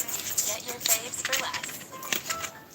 Sun and Moon are the Oh, key wit to is something fine. Mimic. We always I knew just need that to. strange characters were in some way connected to our latest big bad. But thanks to Secret of the Mimic, we finally know why. And it tells us everything we need to know to end it all. Hello, Internet. Welcome to Game Theory, the show that's looking for lore all day and night. And I've been deep on the lore hunt, friends, thanks to the release of Secret of the Mimic. In the last episode, we focused heavily on the past and present of The bottom, as far as I'm concerned, is fine. Just need to cut out the top and the inside to make it a little bit more roomy. that ends up locked away underneath Murray's costume banner, and eventually the Betaplex all those years later. Thanks to the inclusion of the food costume from Nancy and a spare part to find lying around the facility, and you know, the fact he's still doing the whole attack humans thing because what Edwin did to him. You're not and one, on the other hand, is a program that during the game is primarily appearing as Fiona, Edwin's deceased wife, trying to fix M2 in order that she can get her son, David, back. She convinces Edwin to build something called the Cradle, a large computer that mixes spawns from ruin. For years, as time's gone on, M1 gets removed from the Cradle and is used by Fazbear to create a VR game, being taught all about escapades and therefore beginning to mimic his actions, creating glitch training. Now, M1 is confused, still trying to bring back her family, but who her family is has become a mix of her own family, like the magician and nanny bots representing her and Edwin, with the children of the Afton family that we saw in the original games. But what we didn't get to talk about last time was the future of the Mimic and its connection to a character that we have been theorizing about for years, Sun and Moon. When he first showed up in Security Breach, we knew nothing about this guy or what his purpose in the whole story was. By the time Ruin came along, it felt like he had to be connected to the Mimic, with both of them sharing the same individually moving teeth, and the fact that he wears a jester costume, which felt very connected to both the jester costume we learned about in the books, as well as the whole Fall Fest carnival. But now we have Secret of the Mimic, and Sun and Moon are all over this thing. There, what do you think? Oh, fucking whore cock-sucking motherfucker. Which make one thing extremely clear. We were 100% right about Sun. Well, the fact that I didn't draw blood is good. Throughout the game, we are being I shown don't that think so. these two or three Considering I slapped the fucking shit. Exactly. Dumb fucker. I'm fine. Is actually the key to not just solving the Mimic, but ending it once and for all. I hope you knocked over all your stackable toys, friends, because it's finally time to clean up the mess that is Sun and Moon. But before we get started, quick reminder, on August 16th at 2 p.m. Eastern, I'm going to be hosting our FNAF Secret of the Mimic live talkback. Joined by the wonderful Jonathan Nath, right host, Heidi's Fantasy, Hyperdroid, and Morco. We're going to be talking all things Secret of the Mimic and even taking some questions from you guys. So make sure you're subscribed and tune in to be a part of it. You won't want to miss it. Remember, that's August 16th, 2 p.m. Eastern, right here on Game Theory. But now, back to the video. The first instance we get of Sun or Moon appearing in this game is right when we enter Murray's costume manor for the first time. I kind of like it. To the computer in the security office, we can find a Paint it up, make it all gory and stuff. Okay, that's pretty good. My first try. That'd be a lovely head. Let's figure out where to put it. Ooh, Bulbasaur. There's our main focus for today, Moon.exe. What do you think? In our previous episodes, but in case I'm gonna gouge out his eyes. Oh, I'm so doing that. Sorry, it's gonna hurt you more than it does me. If you take a wrong turn, you face the wrath of some people who tells you to go back to bed. Now, as you play the normal game, you can find collectibles inside a present safe to the system, and they will appear inside Moon.exe for you to use. Each one serves a specific purpose, either helping you to thwart Moon's attempts to stop you, or giving us information about Edwin and his family. In a previous episode, we talked about a snow globe that is next to a married man and woman, where the woman looks burnt, and how it's meant to be symbolic of Edwin and Fiona Murray. But that isn't the only lore this game provides us. The initial premise of us being told to go back to bed gives you the impression that we're a child, trying to leave out of our bedroom and go on an adventure. As we go through this adventure, we encounter a baby owl that we can save, that then sticks with us throughout the journey, cooing and rubbing up against us like a Figuring out money as a young adult could be a lot. My parents helped me open my first bank account. It gave me independence and set me up early. That's why I love Scotiabank's new preferred package for students and youth. A no-fee checking account made to help students start strong and live fully. Say yes to their richest years. However, things take a weird turn when we encounter the old woman that lives Okay, come here, you. in the woods. This old woman has a head covered in spikes. My God, you are so cute.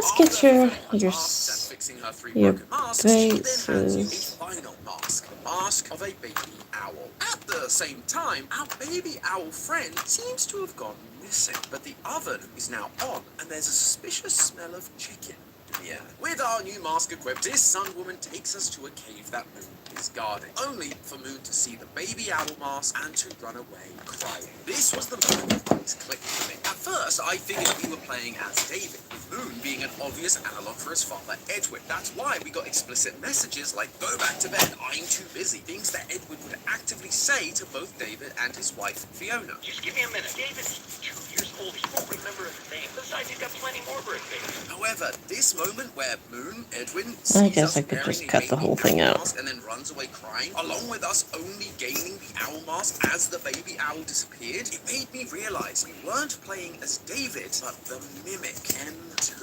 M2 was designed There to we go. mimic David perfectly, like it was wearing a mask pretending to be him. And we know that that actually really upset Edwin. Stop. Not him. You're not upset like him. This game, therefore, Moon.exe, is essentially M2 learning how to be David, being taught how to behave, like being in David's bedroom and being told to go back to bed. The baby owl, therefore, the one that we get the mask from that disappears and dies, is the actual David. And the old woman's son, the one guiding us through the game that directs us on our journey once we have the owl mask, well, the game is pretty clear about who that is. Once you execute the parachute program and head down to the R&D department, we find M1, the original mimic, now taking on the persona of Fiona, sitting there like we spoke about last time. And on the monitor surrounding her, we see the same Oh sun. shit. Don't do M1 that. Fiona is Sun. And that actually explains how M2 learned to be David in the first place. When M1 and Edwin are arguing about whether to make M2, David is already gone. It happened, and you have to deal with it. You did it. So how did M2 learn to copy something that wasn't around to be copied? Well, if you saw our last episode, you'll know that M2 is actually a copy of M1's program, and M1 was around while David was alive. We even see a photo of them sitting on a hill together. So Sun, the one who is controlling and guiding this game for M2, is able to use her memory of David to help inform. Lower the heat. See if that'll be less burny. M1 gives M2 the owl mask, and suddenly Baby Owl is gone, being cooked on Sun's stove. We also know that M1 was the one that Edwin asked to go down and get his playground. Fiona, go get him. I left him out at the playground. This would seem to imply that David's death may not have been an accident after all. That M1 actually killed David in order that she could have a real family, a robot family, just like her. We spoke last time about how she's getting confused between different iterations of Fiona, one from the books and one from the games, thanks to this note we found in the basement of MCM. It's possible that she figured out she wasn't the real Fiona, and so wanted her own family, rather than just an inherited one where she didn't really belong. But I'm aware this part's a little bit more speculative. It just occurred to me while I was writing this. Anyway, the point is that Moon.exe is showing us that Moon equals Edwin and Sun equals Fiona. Well, M1's version of Fiona. This finally explains why we see our modern Sun and Moon presented the way they are. By the time we get to Security Breach Glitch Trap, or M1 has control of the Pizzaplex. She is in control of the animatronics, which is why they turn on us in the first place. But when she gets control of Sun and Moon, we see that Sun is the caretaker.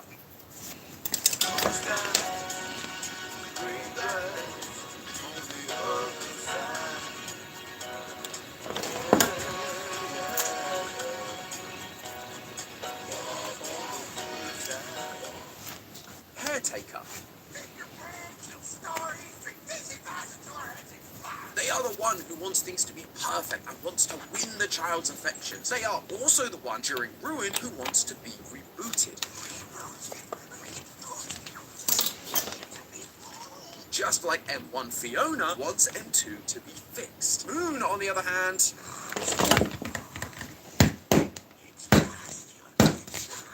they want the child to just go to sleep and are far more aggressive, reflecting how M1 sees Edwin. She believes him to be aggressive, both because of Moon.exe and, well, you know.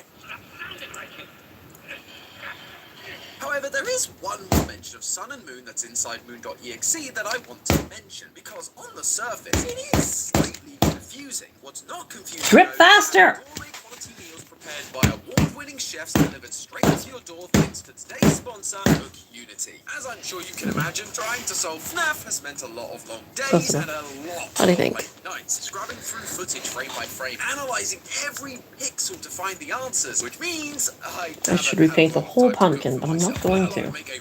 I don't want to. And you can't make me.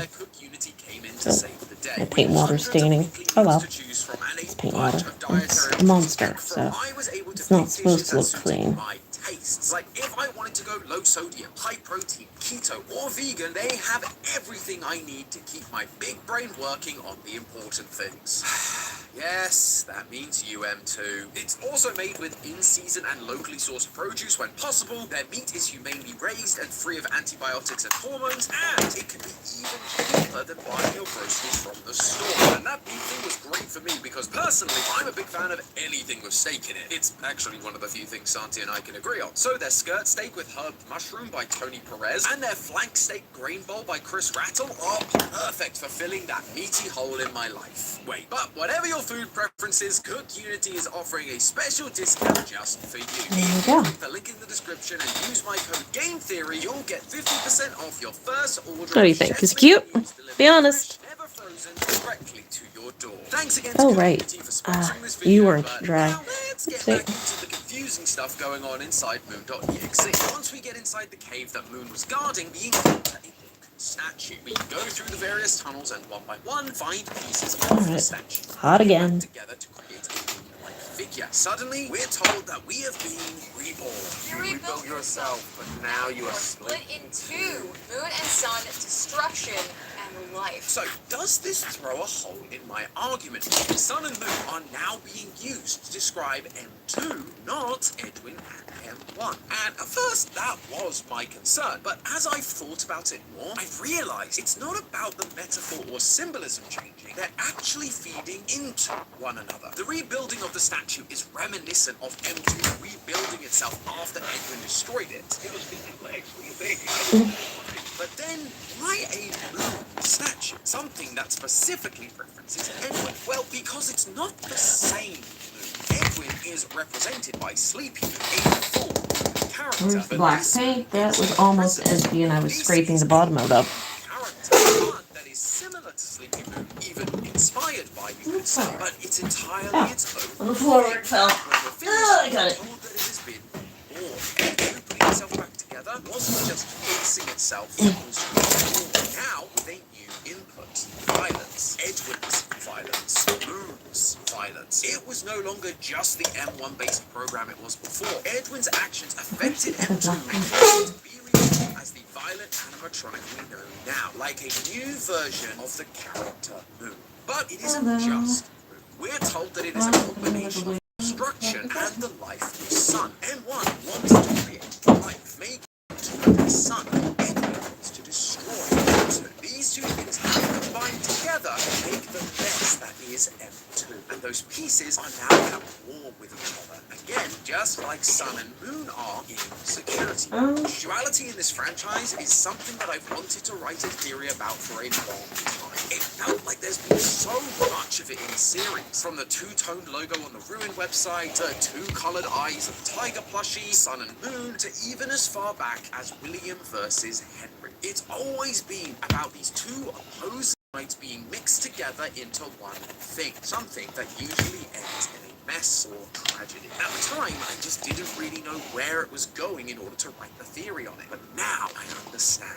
This is what it was trying to tell us. Visual clues to tell us the story of Edwin and M1 Fiona without actually spelling it out. It's also why Sun and Moon's moving teeth are the same as the mimics. They may not literally be the same. Sun and Moon may not actually be a mimic, but it's visual storytelling, giving us a physical clue to their connection. We were just missing the key detail of Edwin and M1 even existing in this continuity to be able to tie it all together. Although I'm sure the lore reason for the teeth thing is once again just the Mimic rebuilding itself with spare parts. We'll see. But Sun and Moon isn't done teaching us about the Mimic just yet, because in Ruin, we get to see that these opposing sides can turn from a mess into something new. We see Sun struggling to keep control while Moon is acting dangerous, again, like we've been seeing with M2, the original program unable to keep control, with the violence taking over and attacking people. But after Cassie is able to plug in the data diver, Fazwrench, they reboot and Eclipse is born. They are calm, fun, friendly, protective, exactly as they were supposed to be. We fixed them. But did you notice the key detail? Eclipse isn't Sun now fully in control, nor is Moon completely gone. It's both halves mixed together in order to create something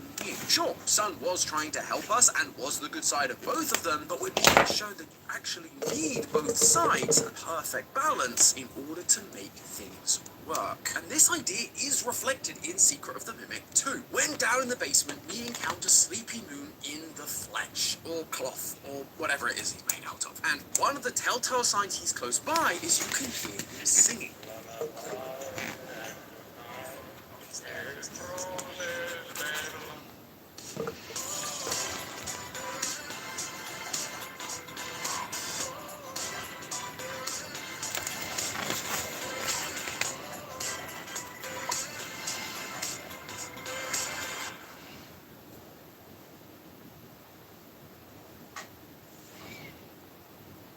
Buy a coffee and get your next coffee free. Just activate the offer. Tim's Future Brew for future you. It can be hard to make out the exact lyrics he's singing while you're trying desperately not to lose all your progress, but the melody should definitely ring a bell. It's actually the most popular lullaby of all time, simply called Wagenlied, or Lullaby in English. You may have also heard it known as Brahms' Lullaby, named after its composer, Johannes Brahms. And it goes a little something like this. Lullaby and good night, with roses red eyes, with lilies overspread, with babies we bed. Lay thee down now and rest, may thy slumber be blessed. Lay thee down now and rest, may thy slumber be blessed.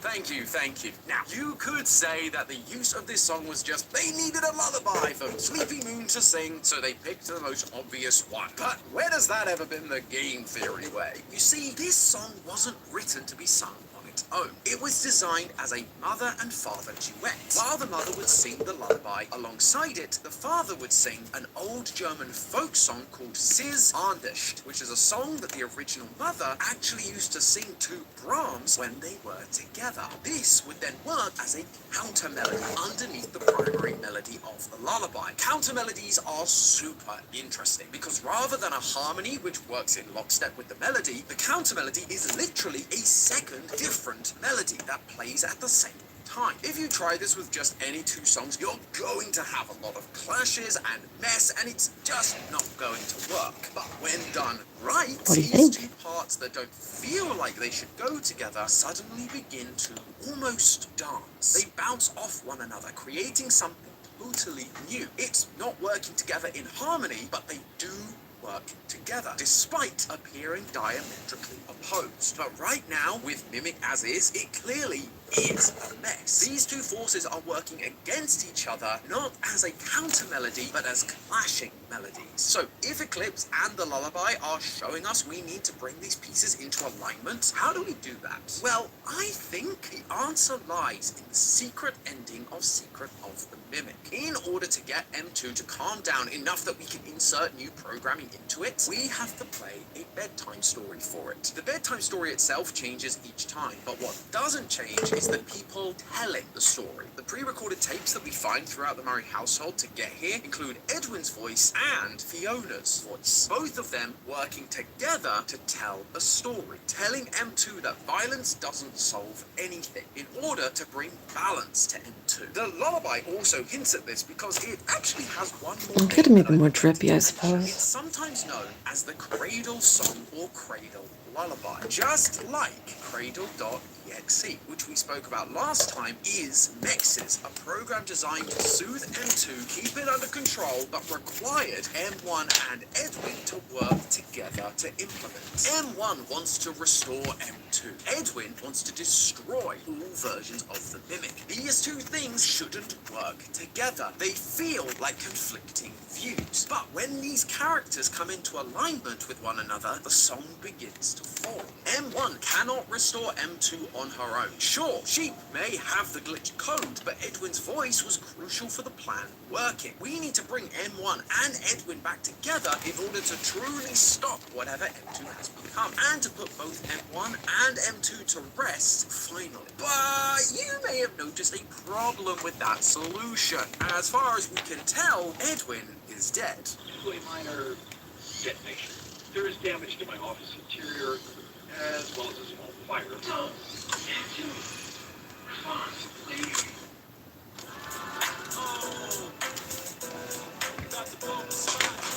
Maybe it's a lot drippier. I don't want them too gory. I still like them a little bit fun and whimsical.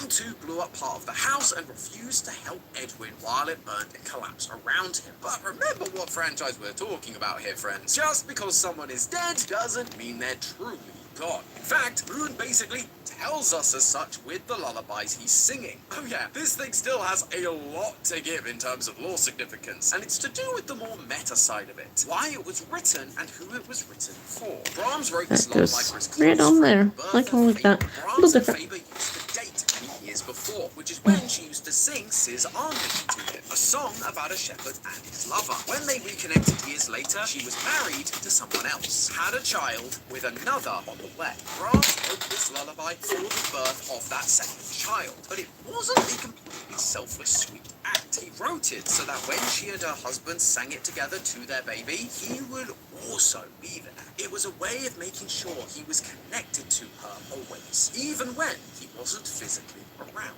If Moon is supposed to represent Edwin, and he's the one singing this song, it makes me think that we're being told that while he may be physically gone, he's not completely gone. He's just somewhere hidden, somewhere we wouldn't expect. And that somewhere, I believe, is Princess Quest. Because I think that Edwin is the king, otherwise known as Old Man Consequences. Okay, before you start writing in the comments about how I followed in Matt's footsteps and I've lost my mind to this franchise, hear me out. I'm not the only person to have had this idea. This idea was actually brought up during our recent live theory crafting session by fellow FNAF theorist Gibby's Homestead. Oh, I see Gibby Homestead. Edwin as Old Man Consequences. Hello, Gibby.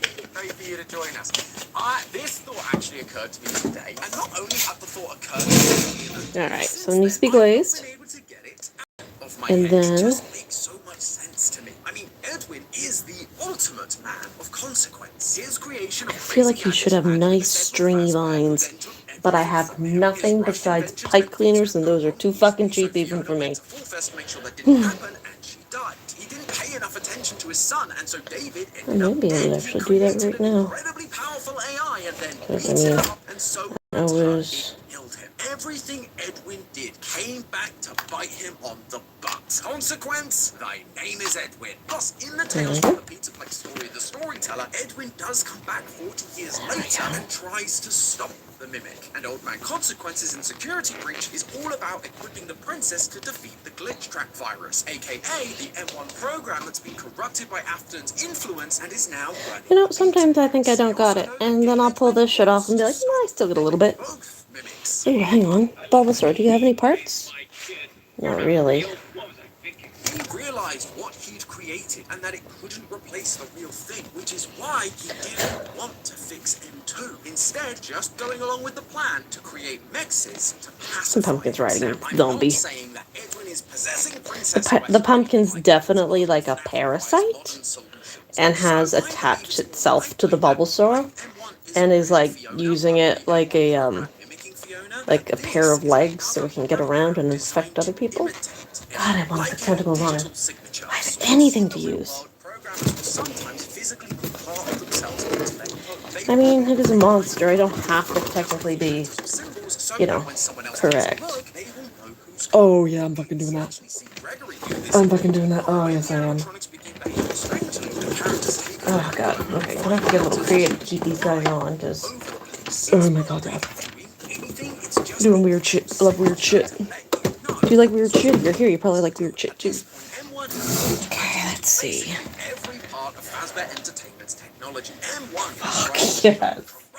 everything, but Okay. M1 was Edwin's code. He created it, and someone suggested that deep in that programming lies a little piece of himself, almost like a failsafe that's there trying to fight back. Old man consequences. There you go. Well, he was buried deep in that code, but as time's gone on, he's slowly become more and more to the surface, able to help more and more. He helped Vanny fight back against the glitch trap virus. We even saw Moon, the character we talked about representing Edwin, giving over glitch trap to Vanny so that she could crush it and be free of its influence at the end of Princess Quest 4. And I think in whatever sequel Steelwell has planned, we're going to have to help Old Man Consequences one last time to free M1 of glitch trap's influence and bring Edwin and M1 together to stop M2. They may be doing it for different reasons. Edwin may still want to destroy it. M1 may still want to fix it. But if we can get them to put aside their differences, those counter melodies are going to start to work together to create a complete piece that will end the internal battle of the Mimic Ones. Not that too long.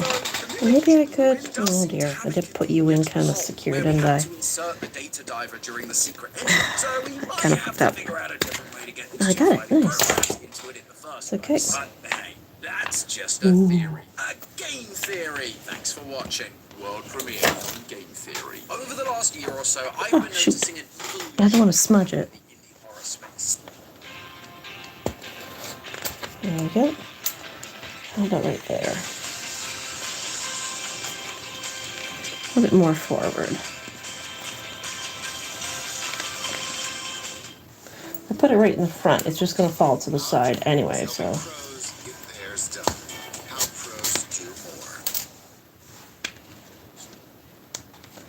There we go. Yeah, see, it just falls to the side. I'd have to tack it kind of right there. Music apps have some kind of one-size-fits-all workout playlist. But YouTube Music app has ad-free playlists, And personalized. the end parts I don't have, unfortunately. I used those on the deer, which sold last week.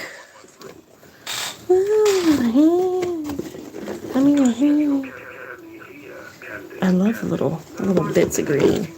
You're always pretty good to me. You're too heavy. Oh, fuck, man, I'm starting to like that a lot. Oh my god, I shouldn't like that as much as I do. Kinda. Too heavy.